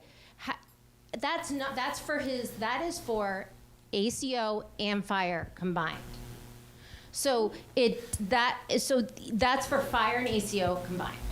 He did not make 24 and change for ACO. He made that with ACO and fire.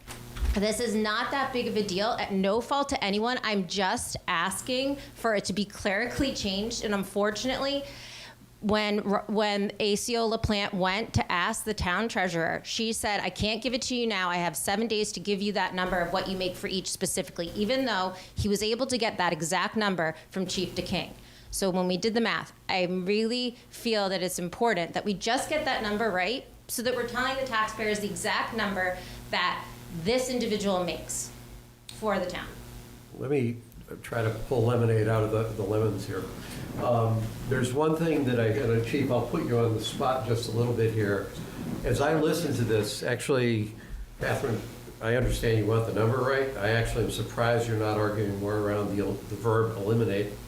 Well, I feel like I do appreciate the fact that we are probably going to a prop, and hopefully it will be restored. It's not going to be restored. I don't want it to be my point here is, I think, Chief, the arguments we've heard here tonight, a lot of them have been around the criticality of being able to respond on a weekend to emergency situations that would require the skills and the equipment of an animal control officer.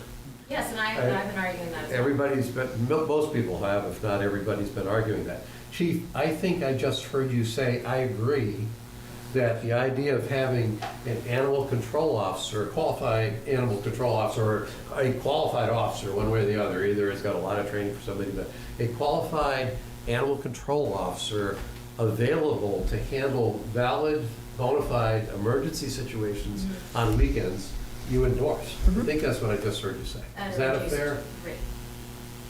That is a fair statement. The only recommendation that I have is that we look at the hours that those calls are coming in, and that when we're not getting calls in 1, 2, 3, 4, 5 o'clock in the morning, that we don't consistently pay that stipend, which will be a great reduction for the town. But I think it's a valuable service. Yeah. So my point is, understand the debate that we're having here is a debate around budget, maybe policy, It's not about should we have an animal control officer available on the weekend. It's a question under what circumstances and how much is it going to cost. And I'm not suggesting you're right, who's got the right number, but let's recognize that's the issue that we've got here is a discussion about that. And I'll still go back to my point that we're trying, I think, to get too much precision out of a snapshot that, in trying to process this whole thing, I'm looking for too much precision in each line item. When push comes to shove, Catherine, to your point, if no override passes one way or the other, the town gets a certain total amount of money, and that's going to have to be the budget that people are living with. So not that that's the right time to figure out some of these discrepancies, but at that point, that's where the rubber meets the road. And it's going to come from somewhere. I understand. If this was overestimated as what was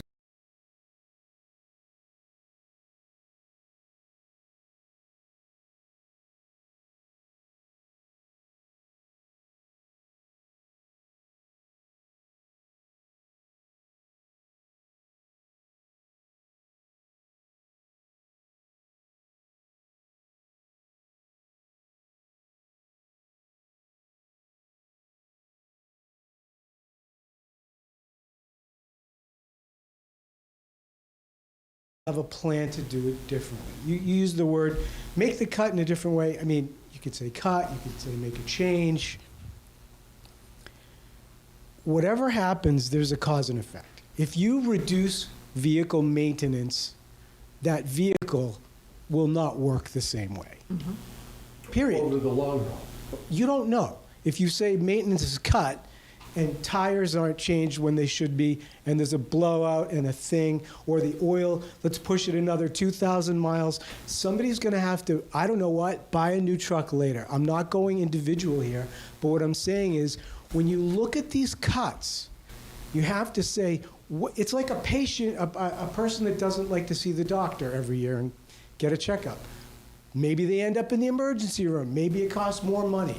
And I think you're probably thinking this way, which is good, but you know that when you look at some of these items, if you defer maintenance on something, there could be a problem later that costs more. 100%. If you eliminate dog, and this is my favorite, and I'm going to talk about it, there is an immediate effect. And I'm not here to talk about volunteer and who does what, but at the end of the day, if that's just eliminated, there's going to be a problem. It's already a disaster. All it takes is If what's eliminated? the poop pickup.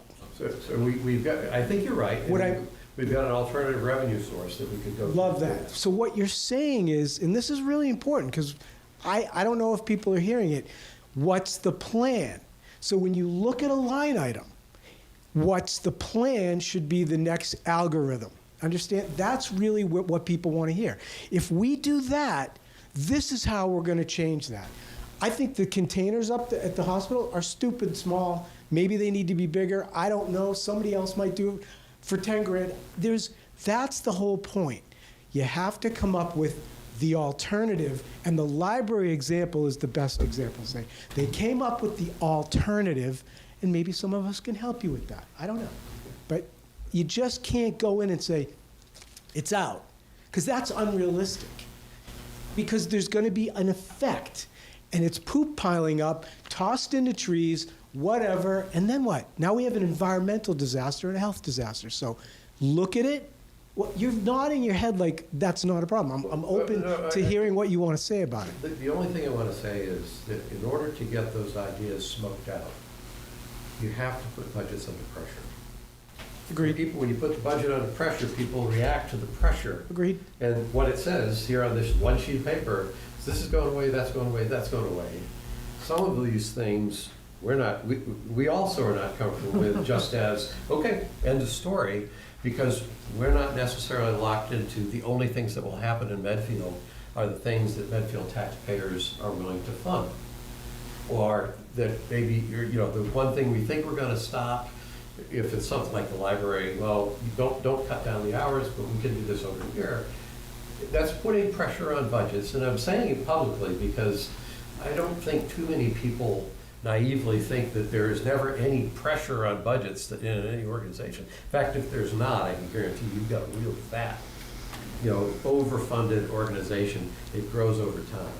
So it's, we're trying to work our way through the process that says, this is what it looks like now, here's what we'd have to do. This here is a setup, the concern that you all have.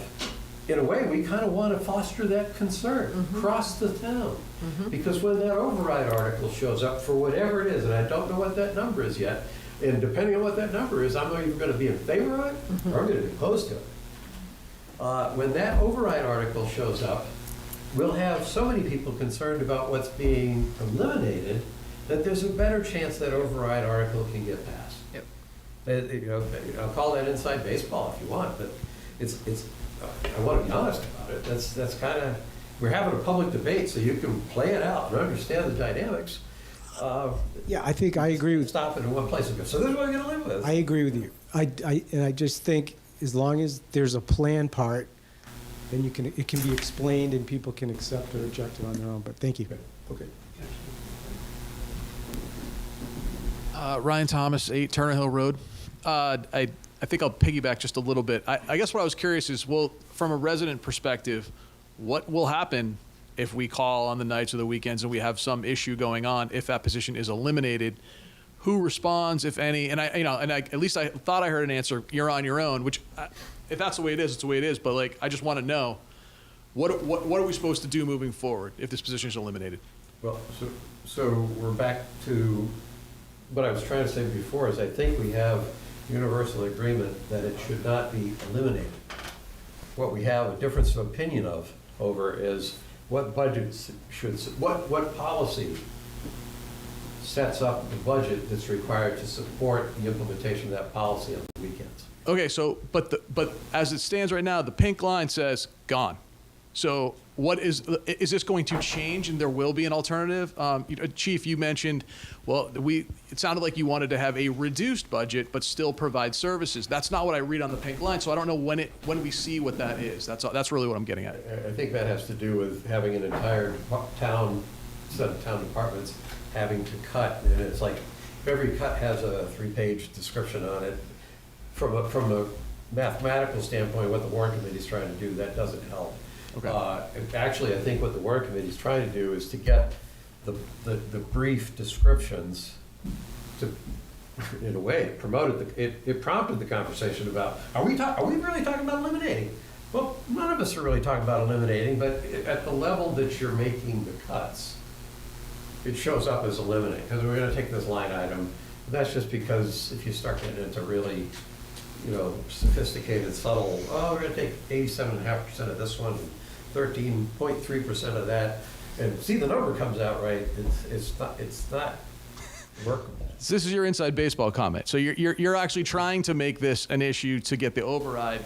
I mean, I don't mean it in a negative way. I mean, you're trying to highlight this issue so that people show up and vote for the override, and which is fine. And if it's $3 a household or something like that, I'm sure for less than the price of a cup of coffee, we all like to have 24/7 animal control coverage literally for the risk mitigation alone, not even anything else, is a rabies call. And I certainly don't want a police officer who's not trained showing up and messing it up, and you all know what rabies shots cost, and for both their risk and everybody else's. So to me, it's an insurance policy, if anything else. But now, the problem I have is now we get into the whole override where, hey, now everything else, it's like the pork, right? Everything else gets thrown in. Well, what if I just want to spend the $3? What if I want to pay for Dick's household too? I'll chip in $6, right? But now I got to pay for all this other stuff too. And so I'm just going to, I don't know how the sausage is made, but hey, raising the dog license fees by $5. Or Dick was looking up, a lot of the money's made on late fees. Maybe jack up the late fees a little bit. Maybe that alone, just as a little bit, could pay for something like this. And I realize, yes, it's one line item, and if you spend 1 hour on one line item, you'd be here forever. But I don't know if those have been considered. So I think the reason this is arrayed this way is because the warrant committee, you're looking at it and drawing a lot of stuff out of this and thinking out policy implications. The warrant committee, in trying to do this, and they're doing the same thing on the school side, the warrant committee is sitting there saying, okay, tell us what you can cover with the 1.8, that's the green, and tell us what your priorities for restoring cuts would be if an override passes. So even on the warrant committee, 5-page essays about each one of the cuts isn't going to help them think it through. They're going down this list just like we did. We got down to we don't disagree with the removal of the contract to handle dog waste. But we also aren't comfortable with just letting that be the end of the story. We know there'll be an action there. I know Christine and the town the office here have taken great pride, justifiably, in the GFOA budget document that gets published and printed to promote transparency, to help people better understand the budget, to put it in a way that's easy to understand. We've won awards for how many years, Christine? 4. 4 years of awards. And what did we say? We didn't say, "Oh, Christine, this is a really shiny star on us." We said, "Yeah, if you gotta figure out what's essential and what's not." We're going to go back now. In fairness, it's the printed version that's going away. It's not the online version, so it still exists. But we made the decision that the $3,500, whatever it was for the printed version, all right, that's where we get 3,500 cuts. We won't print.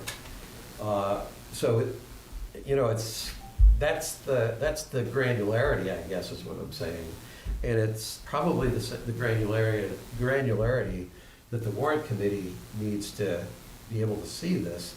Because what they're trying to figure out is, as a warrant committee, if they were to recommend the operating override, what would the amount be that they think they would be willing to recommend? That's, I think, the three of us haven't had a discussion around that, but I bet every one of us has an idea about where we would be willing to support that. And if it blows past that number, then we go into opposition. Even on the school committee, I think there are differences of opinion about what that number should be, and partly for strategy reasons, because they want to get the school project approved, and partly it's almost philosophy. All right, my final point, and then I'll give it up. So what I'm hearing, because I like to come out of this with a piece of directive action, what I'm hearing is show up and vote for an override that supports this, unless people in this room can convince you that that line item is worth more than something in the green line item that has to come off. That's really where you're at. Not if we've got an override. Right, that's what I mean. Show up and support the override. If the thing you care about is the ACO. Well, one of many, but yes. That's what we've talked about mostly. If that's the thing you care about, what you come away from this meeting with is, and that is the top item that we all put, that ultimately Christine, but with our feedback, that's the top of the list. You can't get better than that. Unless you want to make some argument about the green stuff, but I don't think you need to do that. If there's no override, it's not on the list. If there's any override, I can guarantee if there's an override, town departments will get more than $24,000. It won't be. This is not going to be a $100,000 override.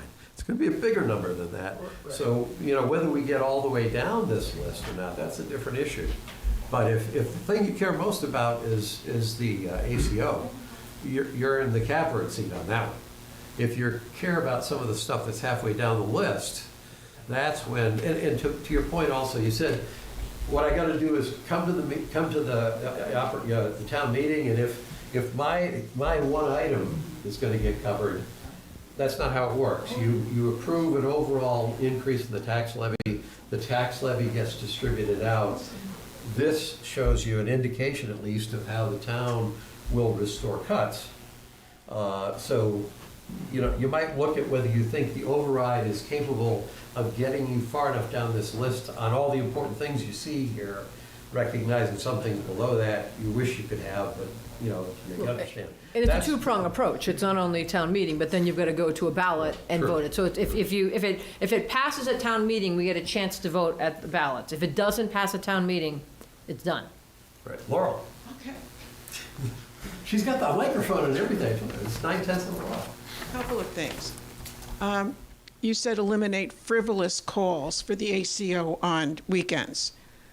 Well, if you consider them frivolous on the weekends, why wouldn't they be frivolous during the week? So if they were eliminated during the week, then you'd have enough money right away to pay for the ACO on Saturday. So I don't know what you consider frivolous. Interesting question. And I think exercises like this show up things that maybe should have been eliminated anyway. Like, I don't know why we'd be storing anything at Montrose There's no storage at this building, so we've had to rent storage for all of our files over there. Maybe it's time that we digitize them or something. I've been in a position where there's too much paper and you have to get rid of it.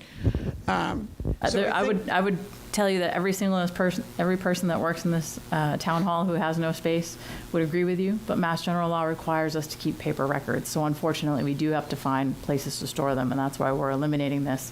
And we're going to store them over at the FAF Center until we can put them at the COA. That's one. And these programs, I hate to bring up this topic because it generates so much comments. We talk about, we'll put in programs to eliminate the dog waste up at Hospital Hill. Well, how much are the programs going to cost to implement? I mean, why just not eliminate it? You know, that everybody gets all upset. Eliminate anybody walking a dog up there for 6 months, and you won't have to install a program and let Trinity take it over, hopefully. But there's a cost to implementing all these programs that you say, well, we'll do it with a policy and we'll do this. And when this other gentleman said what the plan is, well, I think you have to have a plan to tell the people that this is what we're going to do. But I don't hear what the plans are. I just hear about the cuts. So Laurel, the first half of your comments, I absolutely agree with all those questions you asked. Those are absolutely the right kinds of questions to ask about how are you actually going to drive cost out of how we operate. So everything you said there, I totally agree with. The part about the dog waste, speaking as one member of the select board, our job, however well or poorly we do it, is to try to understand what the people in this town want, and to try to deliver it in some way, in the way that basically allows the most people possible to do all the things that they want. So the answer of why don't you just kick dogs out of the state hospital, that's an answer that people that don't have dogs and don't want to walk with dogs at the state hospital think it's an excellent answer. The people who do have dogs that want to walk the dogs at the state hospital think it's a terrible answer, because you've just eliminated the whole reason for enjoyment. That's the dynamic that we're trying to balance between those two. Except it's the people who walk the dogs up at the hospital that cause the dog. Which is exactly why we've been talking about some form of a badge or some sort of a registration process, actually for two reasons. Number one, certain people, if you have to register your dog, maybe they don't want to go through the drill.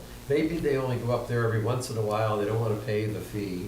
So we might actually drive down the dog load without telling people they can't come. We just make it to where it's not as attractive for them to come as it might otherwise be.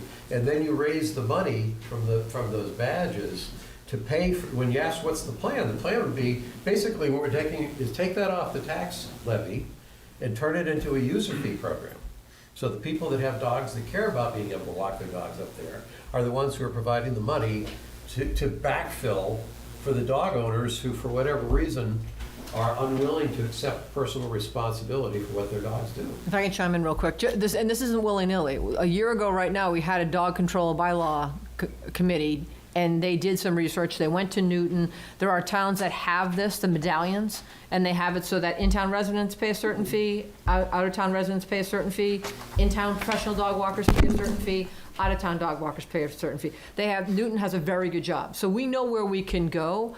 That's why we opened the warrant last week, so we can continue down the path of how do we have that instilled so that in Marion's office, if you're paying a dog licensing fee, now you're going to be checking a box that says if you want to walk your dog on town-owned property. So it's not just about the state hospital. It's the land behind Wheelock. There's pieces of property around town that we have to acknowledge people want to use and have their dogs there.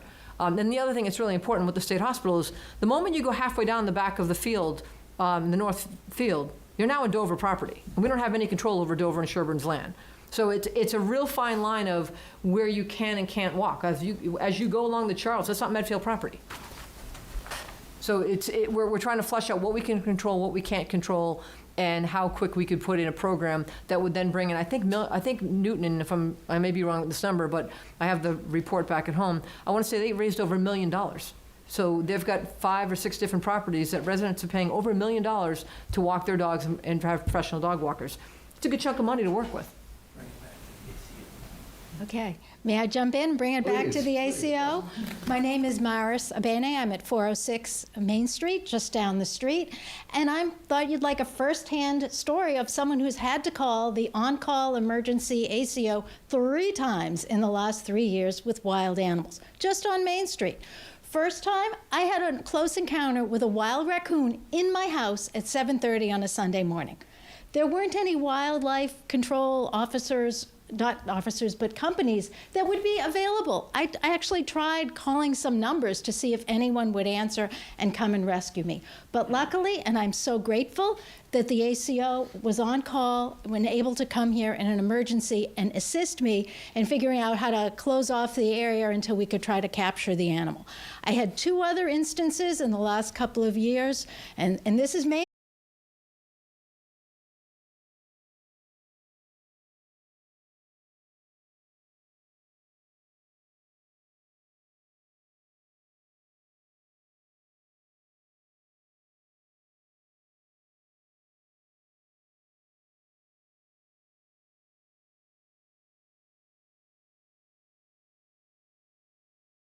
to figure out the animal.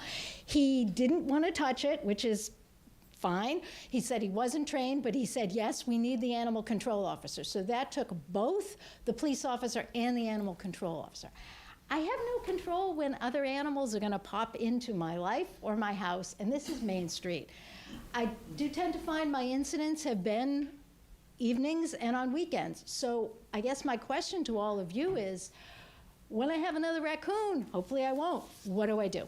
So do you want the chief to answer I that? understand the first one with the raccoon in the house. Why did you consider the second and third one an emergency with the raccoon and a possum outside at night? Well, they were very close to my back door. Yeah. And was I not supposed to go out of the house? I didn't know if it was a rabid raccoon. That to me seemed like, having had one experience with a raccoon, I was very concerned about another. I called them, it is what it is. They could have said that is not an emergency, but knowing that they were there gave me, as a citizen and as a resident, peace of mind to know that someone was there and had it under control. And if it didn't meet the guidelines, that's perfectly fine. I guess the Chief Barrett wants to weigh in on this one, so let her comment first. Please do. My personal opinions about number 2 and 3 may or may not be revealed in public meeting. So again, I think the thing is that we are actually kind of saying the same things, right? So we're saying that there's value to the program, that there is value to, certain types of calls that represent a danger. Having an animal, a wild animal in your home would certainly fit into the category of an inclusive type of call that we would send the ACO to. As far as our officers responding to calls, our officers are on duty 24 hours a day. Under Massachusetts general law, we do not have the ability to refuse to go to any call where we are summoned. So our officers are going to respond either way. They know, and obviously it seems like this is exactly what happened, is when they got to a call, they said, this is beyond my training and experience, and we would rather call for an ACO. So this is why I am actually supporting that we maintain some level of service. What we are saying is that we should look at the service and justify whether it needs that type of specialized training, expertise, or tools that the ACO has, or whether it's something that our officers can handle. Many of the calls that we get involve loose dogs that are running around that are just gone upon our arrival, animals that are just doing their thing and walking through somebody's yard peacefully and are going to be on their way before anybody gets there. So again, I think, the community's concern is shared by me. I think we're saying the same things, perhaps in different ways. But I don't know if that answers the question. I'm sorry, I didn't get the young lady's first name. Thank you for calling me a young lady. My name is Maris, and my concern was not that someone is prioritizing and saying, oh, it may be rabid, it may not, we'll come in daylight. But when it's a real emergency, it's good to know that there is someone definitely on call, and I'm not on my own as a citizen, especially with raccoons. Even one close by my back door. Is it rabid? What's it going to do in the neighborhood? Thank you. Jerry Potts, 7 Kerr Street. I have a question on logistics, not on. So the green I get, that's under the 1.8, that's part of it. And then there's a prioritized list. The working group is the purpose of that, because I know the school is doing the same thing. So they have a list 1 through 7,000. I don't know. It's probably a long list, right, of things in descending priority. Budgets are all about values. So this will inevitably be part of a discussion across school priorities. And I guess Steve Callahan, who's done an amazing job in herding this process through, everyone's upset, so it's got to be good. You know what I mean? It's like you know. But at some point, if we have a number that comes out of this, are they going to take, you know, is there, I'm throwing out numbers, 3.5, we won't support more, the Warrant Committee says 3.5, we're looking at the school, their priorities, could those priorities overtake these? In other words, the recommended budget to get to 3.5, because the danger that I have in this process, because again, it's values, is that the same techniques to use the word eliminate here on a position I think we definitely need. I saw postings from the school committee saying, you know, 5.05 we needed or we're going to cut teachers, and that wasn't true. The 3.8 budget that was being suggested was going to preserve those positions. So the scare techniques of getting people agitated or pissed off, like eliminate, cut, teachers gone, you know, cats and dogs will be roaming, pooping all over the town. Like if you don't do that, right? The discussion that the working group is having is, I hope, a more nuanced one to kind of push through these to come to the town with a number that reflects the best thinking. Because I've heard I'll call out the school committee on it, I voted for the last override. And what triggered me to do that was, it was after shootings, school shootings. And they brought a very compelling argument that the schools were not anywhere up to speed in being able to lock down and protect. And my daughter actually called me in a false when the system went back online that there was a shooter. And she was calling me from the school saying, we have a shooter, and it wasn't. It was that our systems were way antiquated. So in this discussion of what the budget looks like over the next few years, the school priorities, which I can absolutely see at town meeting, 600 people showing up to vote the school priorities, and then other ones get pushed out. And because it is compelling, I support the schools. Our kids, all 3 went through public schools. My brother's a teacher for 41 years. I teach at college. But we're going to have to make some tough choices on this stuff. And is everyone in the discussions you've had in this working group understanding there legitimately has to be sort of a calming down and a transparency in objectively presenting the pros and cons, so the town, with their own values, dogs, not dogs, animal control, not, that we can make an objective choice without these emotions? Mm-hmm. So the guy that, I'll probably have to apologize for Steve to tell you what the working group is, because it's his working group. So I'll tell you what my impression of the working group is and how I'm looking at it. And I'm reasonably confident that I more or less have it right on how everybody would look at it. First off, the 3 groups, school committee, warrant committee, select board, none are represented by quorum. I've only sort of indirectly referenced the fact that this group has even been meeting. I think Steve's intention was for this to be an informal group where you could bring people together representing the various perspectives, and we could have discussions about what is reasonable for, yeah, the first basic one was, should we, do people think we need an override or not? And it's not like that group votes on anything. It's more, we've had conversations and some things seem like they come close to consensus, so we've got confidence in it. Other things that are going on, not so much. So I don't want to it's not like there's this nefarious, Oh, no, I'm glad it's happening. It's really trying to bring voices together from all 3 directions to say what's possible. I can tell you what I think everybody would ideally like to see is a consistent position of the warrant committee, the select board, and the school committee on what an override, assuming that we get, I think we've got past the basic question of override, yes or no, get to those 3 groups having a consistent position on what they feel comfortable recommending the town to approve. Quite frankly, to avoid what happened back in 2018, when there was a consistent position, I think, with the select board or board of selectmen and the warrant committee, and maybe even on paper of the school committee until an amendment was put out there. And what we're hoping, we would like to avoid that, or we'd like to know that it's going to be a shootout. And I think everybody would prefer it not to be a shootout, so there's incentives for everybody to try to get that. Plus, we all recognize the complexity of 2 years of budget pressure preceding a year that we undoubtedly are going to have. I don't think you can say anything other than a massive debt override unless MSBA really changes their co-funding. It's going to be a hard slog. So I think we all would like to avoid the awkward spots we could put ourselves in, of either being not of one mind or of not being clear on how we're going to handle 2 years of pressure. It will require, if we get that kind of agreement in principle there, it's actually going to require that information to go back to those 3 groups. And hopefully, it's none of the people in this working group are saying, oh, I know my group, this is where they're going. I haven't talked to Eileen or Pete about it,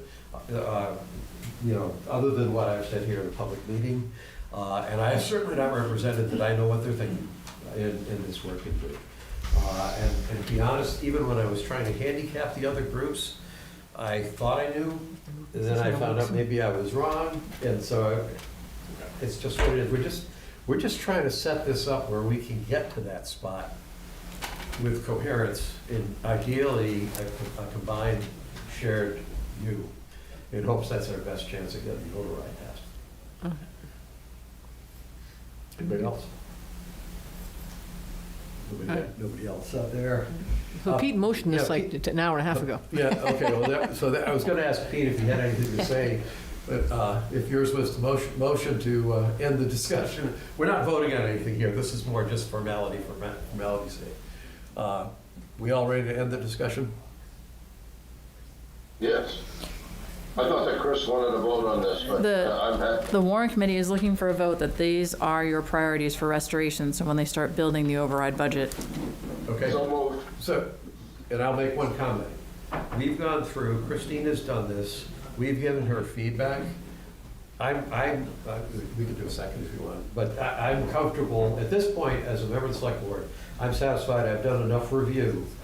I have enough confidence that the town administrator knows more about all the details. So given you've asked, we've given you feedback, you've adjusted that feedback. Second? All those in favor? Aye, aye. No, you have to take a roll call because she's remote. Oh, that's right, 'cause he's not in. Select board member, which one's next? Murphy. Yes. Select board member Peterson. Aye, aye. Select board member Murphy. Aye.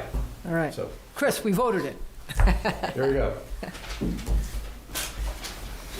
Duly noted that it took us a long time of excruciating review before we willingly did that.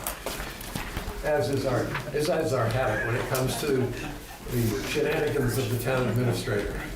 And Rooney has survived. Yeah, you has haven't survived turned this once far. in the wrong direction. He had his nose by your foot, nose by a wheel. As long as he doesn't wake up, we're good. Wheel. It's like a sleeping baby. Don't wake up. Okay. They're not staying for the rest of the phone. Okay. We're only on item 3.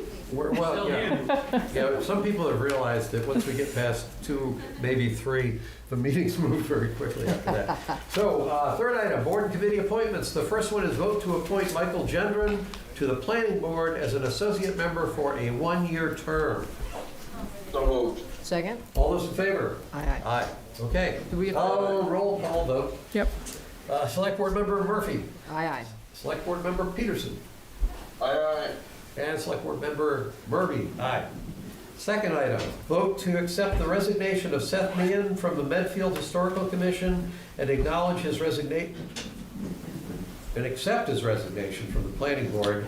We're acknowledging, he's an elected member, so you don't have to accept his resignation. We're just acknowledging his elected member resignation. Does that mean we don't have the option of not accepting it? Right. Yeah, you're just acknowledging because it's elected, but They're supposed to notify you. And, Yeah. Okay, and acknowledge his resignation from the planning board and speak about No, let's just stop that there. The second part of this. So moved. Second part, we need to talk about. Second, yeah. Select Board Member Murphy. Aye. Select Board Member Peterson. Aye. And Select Board Member Murby, aye. So we have accepted his resignation from the Historical Commission and acknowledged his resignation from the Planning Board. That's what we voted on. And then what was in the agenda as an additional thing was to speak about next steps for a joint appointment by the Planning Board and the Select Board. So we would recommend at our next meeting to have a joint meeting with the planning board and propose an associate member to be a full member until the March of 2027 election. Okay. The warrant has already been set for the 2026 election, and it is too late to pull out papers at this point. So we would hold a joint election with the planning board. Okay. Pete, makes sense to you? Absolutely. Yep. Makes sense to you, Eileen? Yeah, it's unfortunate Seth's moving on. He's given quite a few years to the town. Yep, I am disappointed that that happened. Seth has been a great volunteer in town. He's got the right tone to lead these and, to promote conversations and discussions. And there's not a limited supply of people with those skills in town, so it's a shame that The bummer. he's not here. But He did great service to the town, and we'll miss him. Yep. It's too bad. And we'll hope he changes his mind at some point in the future and reconsiders or relooks at possibilities. So that's the plan, then we'd We'll like. do that at the next meeting. Next meeting. Then I assume the planning board is ready. Yes. They're checking on the date, making sure they're. Yep. Yeah, as an aside, I think one of the reasons for urgency here is that there are some zoning. We have some zoning and warrant articles. We've got some warrant articles that it would be good to have a strong planning board to back. So, next meeting. Okay. Let's see, next. Vote to increase the following rates per the fire chief's recommendations, which reflects the ComStar average plus 10%. So this is the fees that the emergency services charges for our ambulances, and it is mileage fee is $47.30. BLS is $2,073.50. ALS 1 $2,971.10, and ALS 2 $4,173.40. So we went from being below average to the chief is now proposing that we be 10% above average. Yes, and he presented this at your last meeting when he did his update. Yeah, it's all in the info packet. Yeah, that we want to make sure that we are charging similar to our peer towns. Yep. And this is a, thanks. And to the points we've talked about.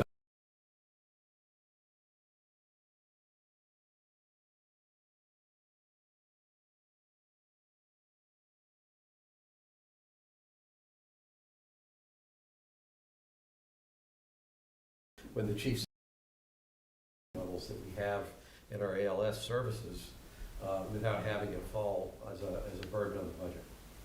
Okay. Okay. So did we get a motion to motion? Oh, so moved. Second? Okay. Select Board Member Murphy. Aye. Oh, you stole Pete's answer. Select Board Member Peterson. Aye. And Select Board Member Murby. Aye. Okay. That's nobody up the ante with 3 ayes. Thanks. I'll be better next week.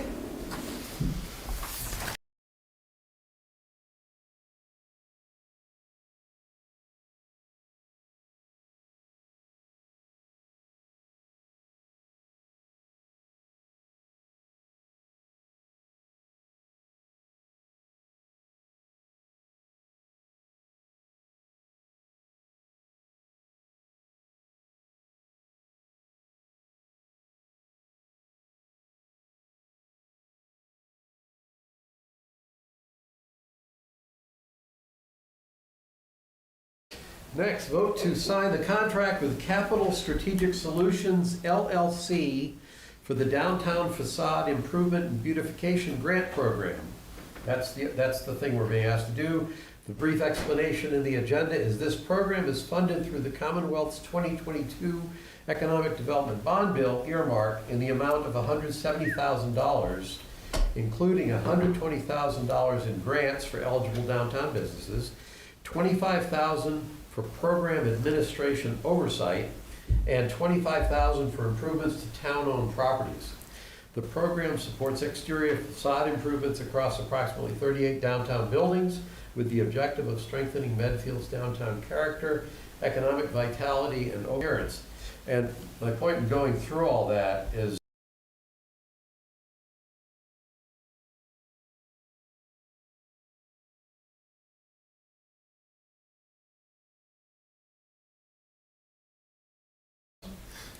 Nope, they will be.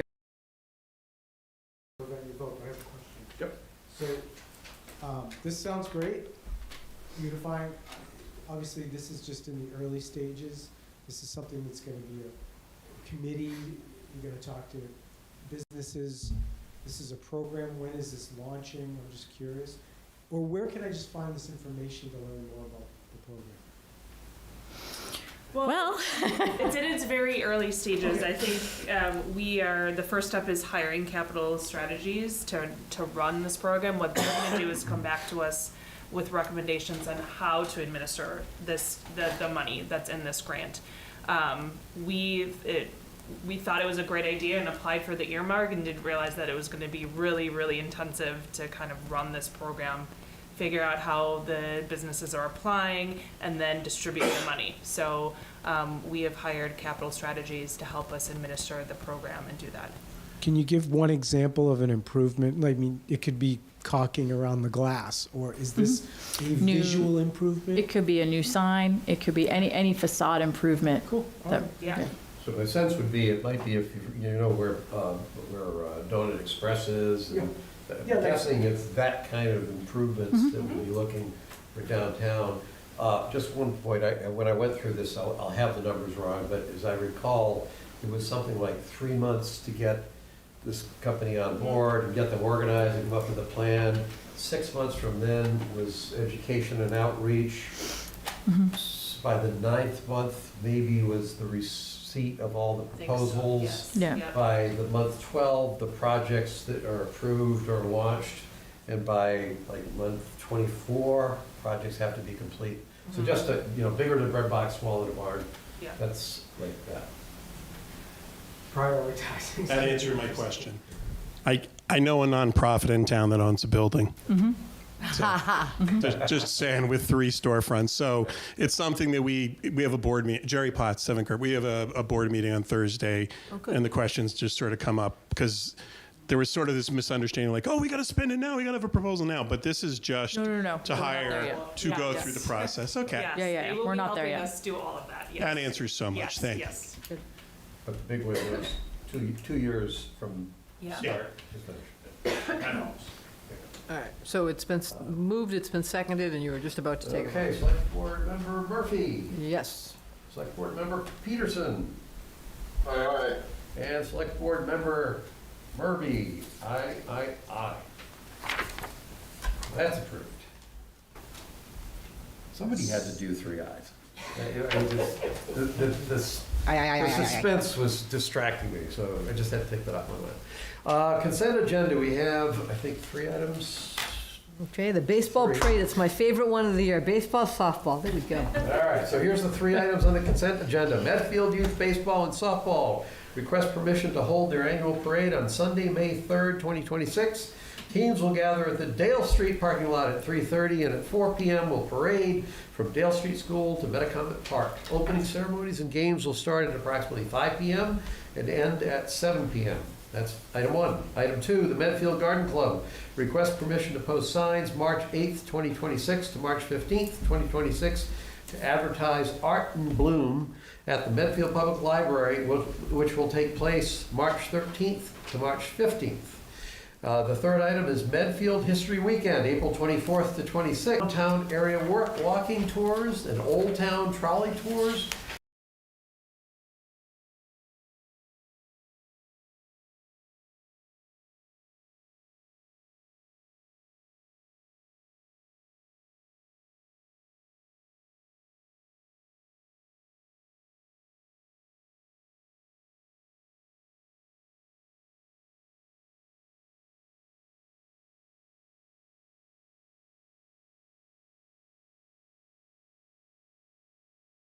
Can I just add, I just want to give you a little bit more Sure. detail. Yep. So one of the things, Joe Opiella had come to you guys about the Kingfield War sign, Yep. and that's going to be on the First Parish property. But we're actually looking at doing an unveiling. He's working on coordinating Okay. some kind of unveiling that's going to happen. He's working with the Nipmuc tribe to find a representative and what their availability is.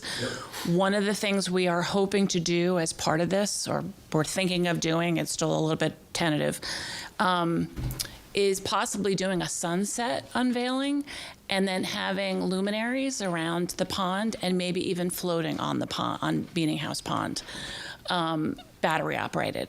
I think you need to talk to Concom about that. Okay, so, okay. We wanted to put that in front of Concom and get their permission because they have care, custody, and control of that pond. I thought you guys have care, custody, and control. No, Conservation has, they manage some of that pond. Oh, okay. And they do the cleaning, so we wanted to make sure that. Oh, okay, You just okay, talk to great. them, make sure they were okay. Great, okay. So let's leave it tonight. We're Okay. going to approve the items. Got it. We're going Okay. to approve the weekend. Got it, okay. We're going to approve the items that are in on this request. And if Okay. you have good ideas like that one sounds, Okay. you can come back and just say, in addition, wait, Okay. Yeah. begins Okay, tonight. so you, Yeah, okay. that's why we left it off, That's because great. we just wanted to make sure who needed to do that before they did. So Got it, okay. we didn't want to step on anybody's toes. That's okay, thank you. Okay, I appreciate it. think Pete made a motion. Second? Second. Let's see, Select Board Member Murphy. Aye, aye. Select Board Member Peterson. Aye, aye. Select Board Member Murby. Aye. Okay, so all three are approved as described in the agenda. Let's see. Yes, no, wait a minute, we have meeting minutes. Okay, next item. Item number 10, last numbered item on the agenda, accept $337 donation to Medfield Outreach from the Wheelock School Student Fundraiser. Motion? Second, if he has any motion? Motion, Pete? Oh, yeah, sorry, second, so moved. Second. I just got notice that my iPad was about to shut off because the battery was. Oh, we thought you were gonna Well, add. and it turns out the cleaner must have unplugged the power strip that I plugged into. And here we thought you were considering adding another $163 to the donation just to round it out at a cool $500. Okay, Select Board Member Murphy. Aye, aye. Select Board Member Peterson. Aye, aye. Select Board Member Murby. Aye. So that's approved.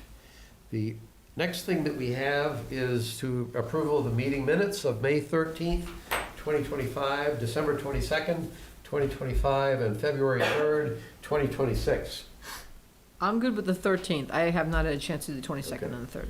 I'd be lying if I told you I wasn't slightly distracted. I don't think that I've looked at any of these, I'm afraid.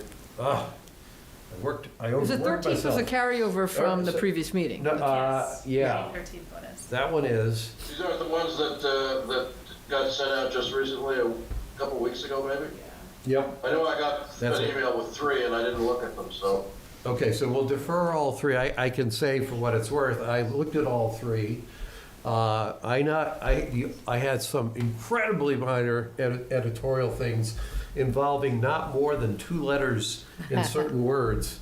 I didn't even reword things. It was like, I think Cameron's, Cameron deserves a shout out. This is the first time in 9 years on the select board that I've seen high quality minutes consistently coming in from someone. And unfortunately, I think she left, but you can. We will let her know.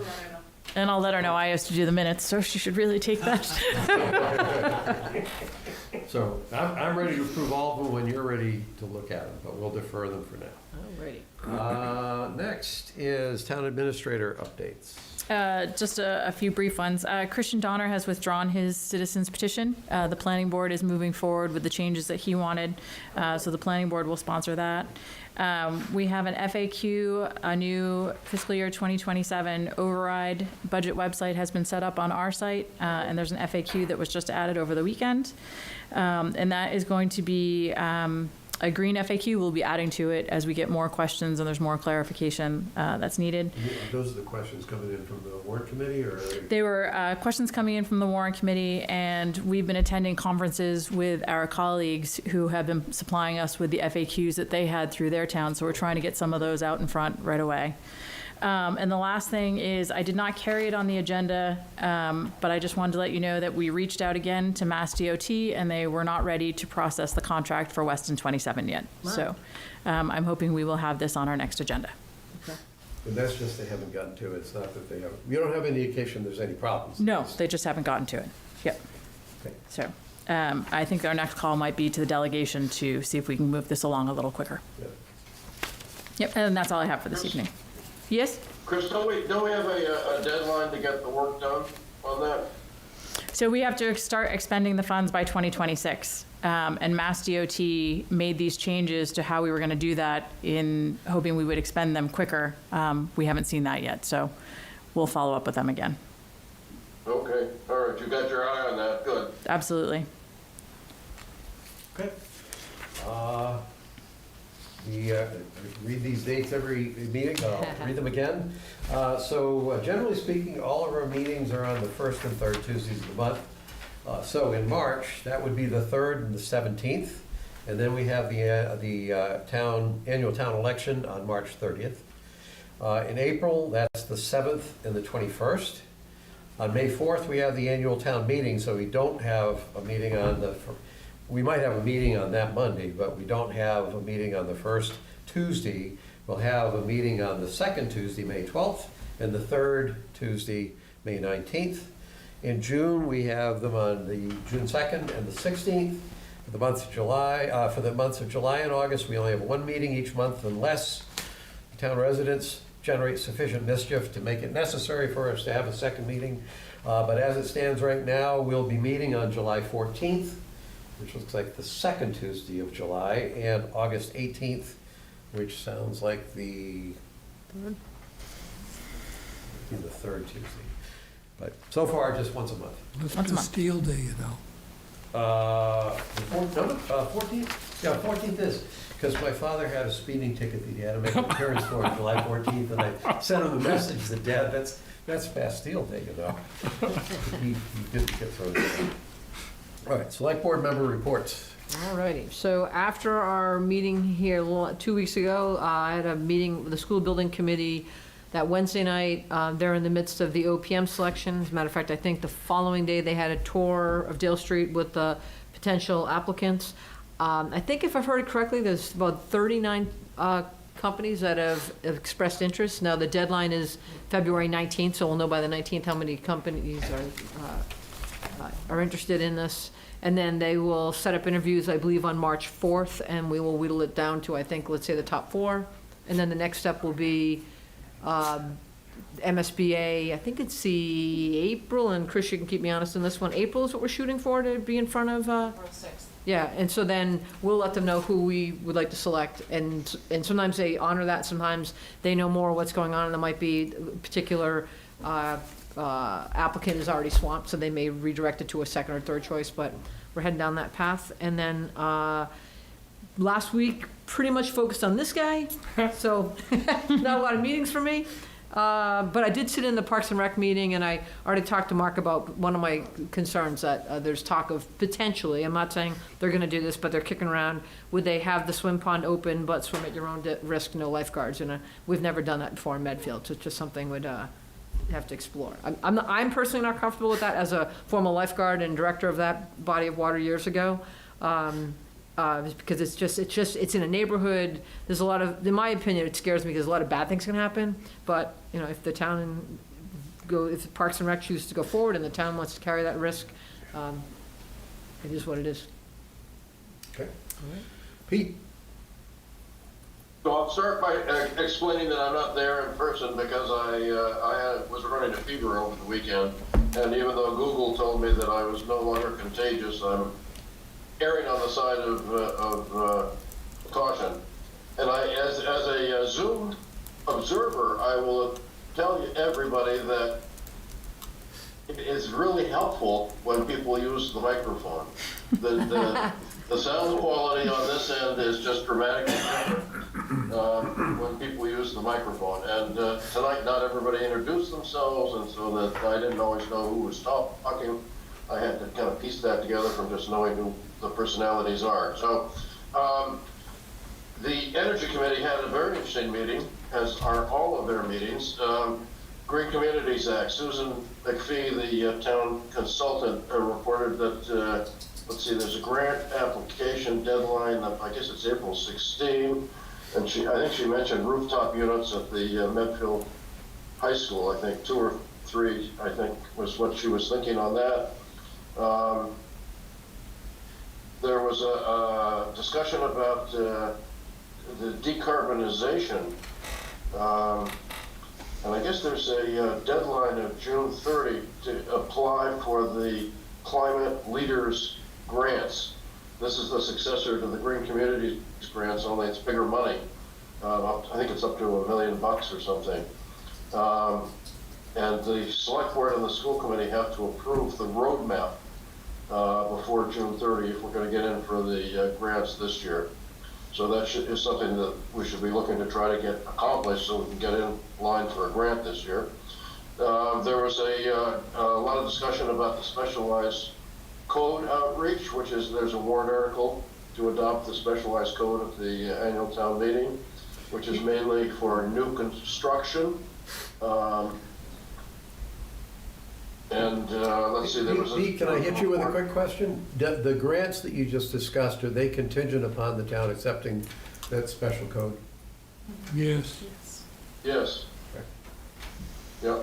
To become a client leader, you have to accept the specialized code, which is why the Energy Committee is pushing that.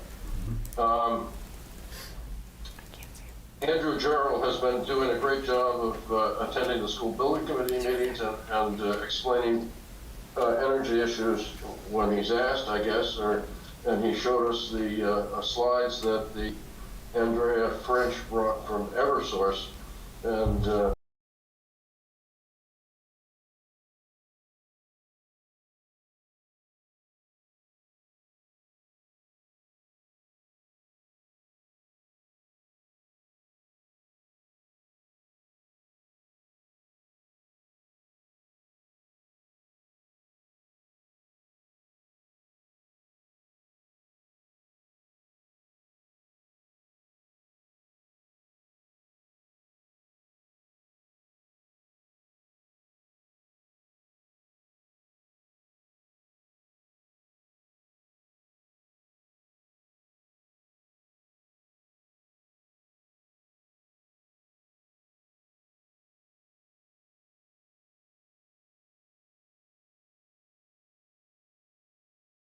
Eversource pays for 50%, I guess, of ground source heat pumps, was what my note says.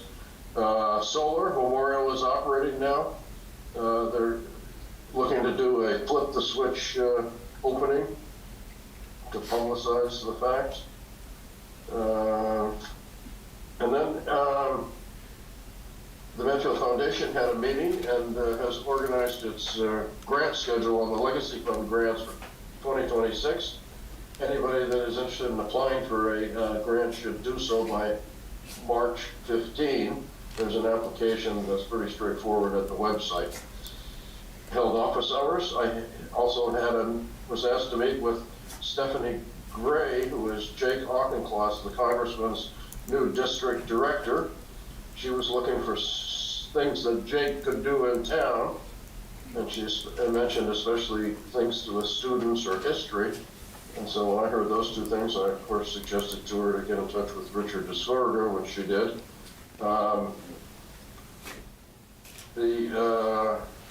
The Medfield Historical Society had a presentation from the man who runs the 250th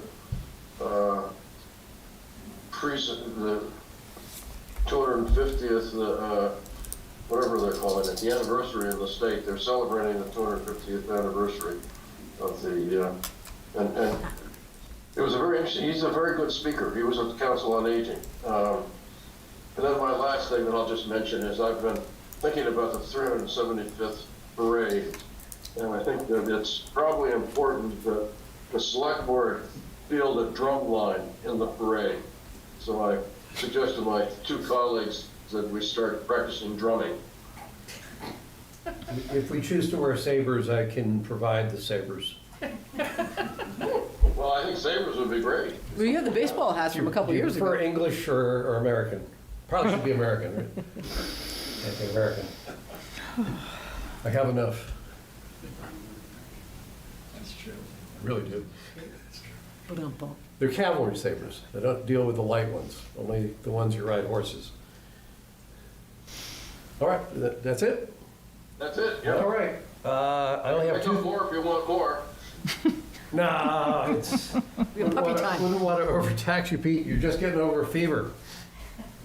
I only have two things. Monday, on February 9th, Monday, I've already talked enough about the working group meeting, but they had a meeting on February 9th that I was at. And then the other one that I had is I tuned in for the Norwood Hospital hearing. So Chief DeKing had actually asked me to, thankfully he asked me just to tune into it. He wasn't asking me to spend the afternoon at the State House, because at first I thought I was going to have to drive in and I wasn't really feeling all that great that day, so I wasn't looking forward to spending an entire afternoon at the State House. But it's the first time I've ever watched a State House hearing, and I actually, I'm probably being a little too bold, but if we are successful at setting the tone with the audience in our meetings, that I think makes it people in the audience feel comfortable talking and saying things and saying what they think, and having a good, open-minded exchange. I was surprised, actually, that this State House hearing had that tone. The hearing itself, there was more than one item, because this is the out-of-cycle articles that or legislation they're looking at. Clearly, the biggest of those, or the most compelling of those in terms of public interest, is the issue of restoring Norwood Hospital to an operating condition. The key issue is that it's taken so long. The hospital itself, the property is owned by a private for-profit company down in Alabama that builds hospitals and runs them. And that's who owned Norwood Hospital. They got a big insurance settlement. They basically started working to build a new hospital with no operator. And so they're partway through that process. The state is not happy with the concept of having for-profit hospital development companies involved in developing Massachusetts hospitals. So the idea has now come up, because this has languished so long, that they're looking for legislation to allow the state to take the property by eminent domain. I think what comes with that is the remaining insurance money to finish building the hospital, but it would be built under state, I think it would actually be built under the guidance of a hospital operator identified up front that would be taking over the hospital. And so it requires legislative approval. There were a lot of strong arguments made by all of the people. Some of them were select board members. I think Norwood select board members were there. Understandably, Congressman Stephen Lynch showed up. So there was a pretty strong message that came through that this is really critical, particularly to the needs of people in this area. But one of the things that the members of the legislature commented on is they hadn't really thought. One of the early speakers brought up FIFA, brought up all the stuff that's going on at Gillette in the upcoming years, and how that, or in the upcoming years, and how that increases. If you've got 60,000 people here for an event, suddenly you're not just talking about the medical needs of the people that are in Norwood and surrounding communities. So it's a much more significant hospital, even from the standpoint of major issues, than maybe the legislature had, or the state had given full credit for. So it sounded like a well-received hearing. See where the legislation goes, but I found it interesting. I've never listened to one of those hearings, because I always figured they were dull and boring, and this one wasn't really. It went on for a few hours because there were all these different pieces of legislation. But that was education for me. That's all I have. All right. Motion to adjourn. Move to adjourn. Second. Roll Select call. Board Member Murphy. Yes. Select Board Member Peterson. Aye, aye. And Select Board Member Murby. Aye. Thanks for those who stuck it out to the end. All right. Bennett's first meeting. He His survived. first meeting, yes. Slept for the first 2 hours. Thank God. And then he got really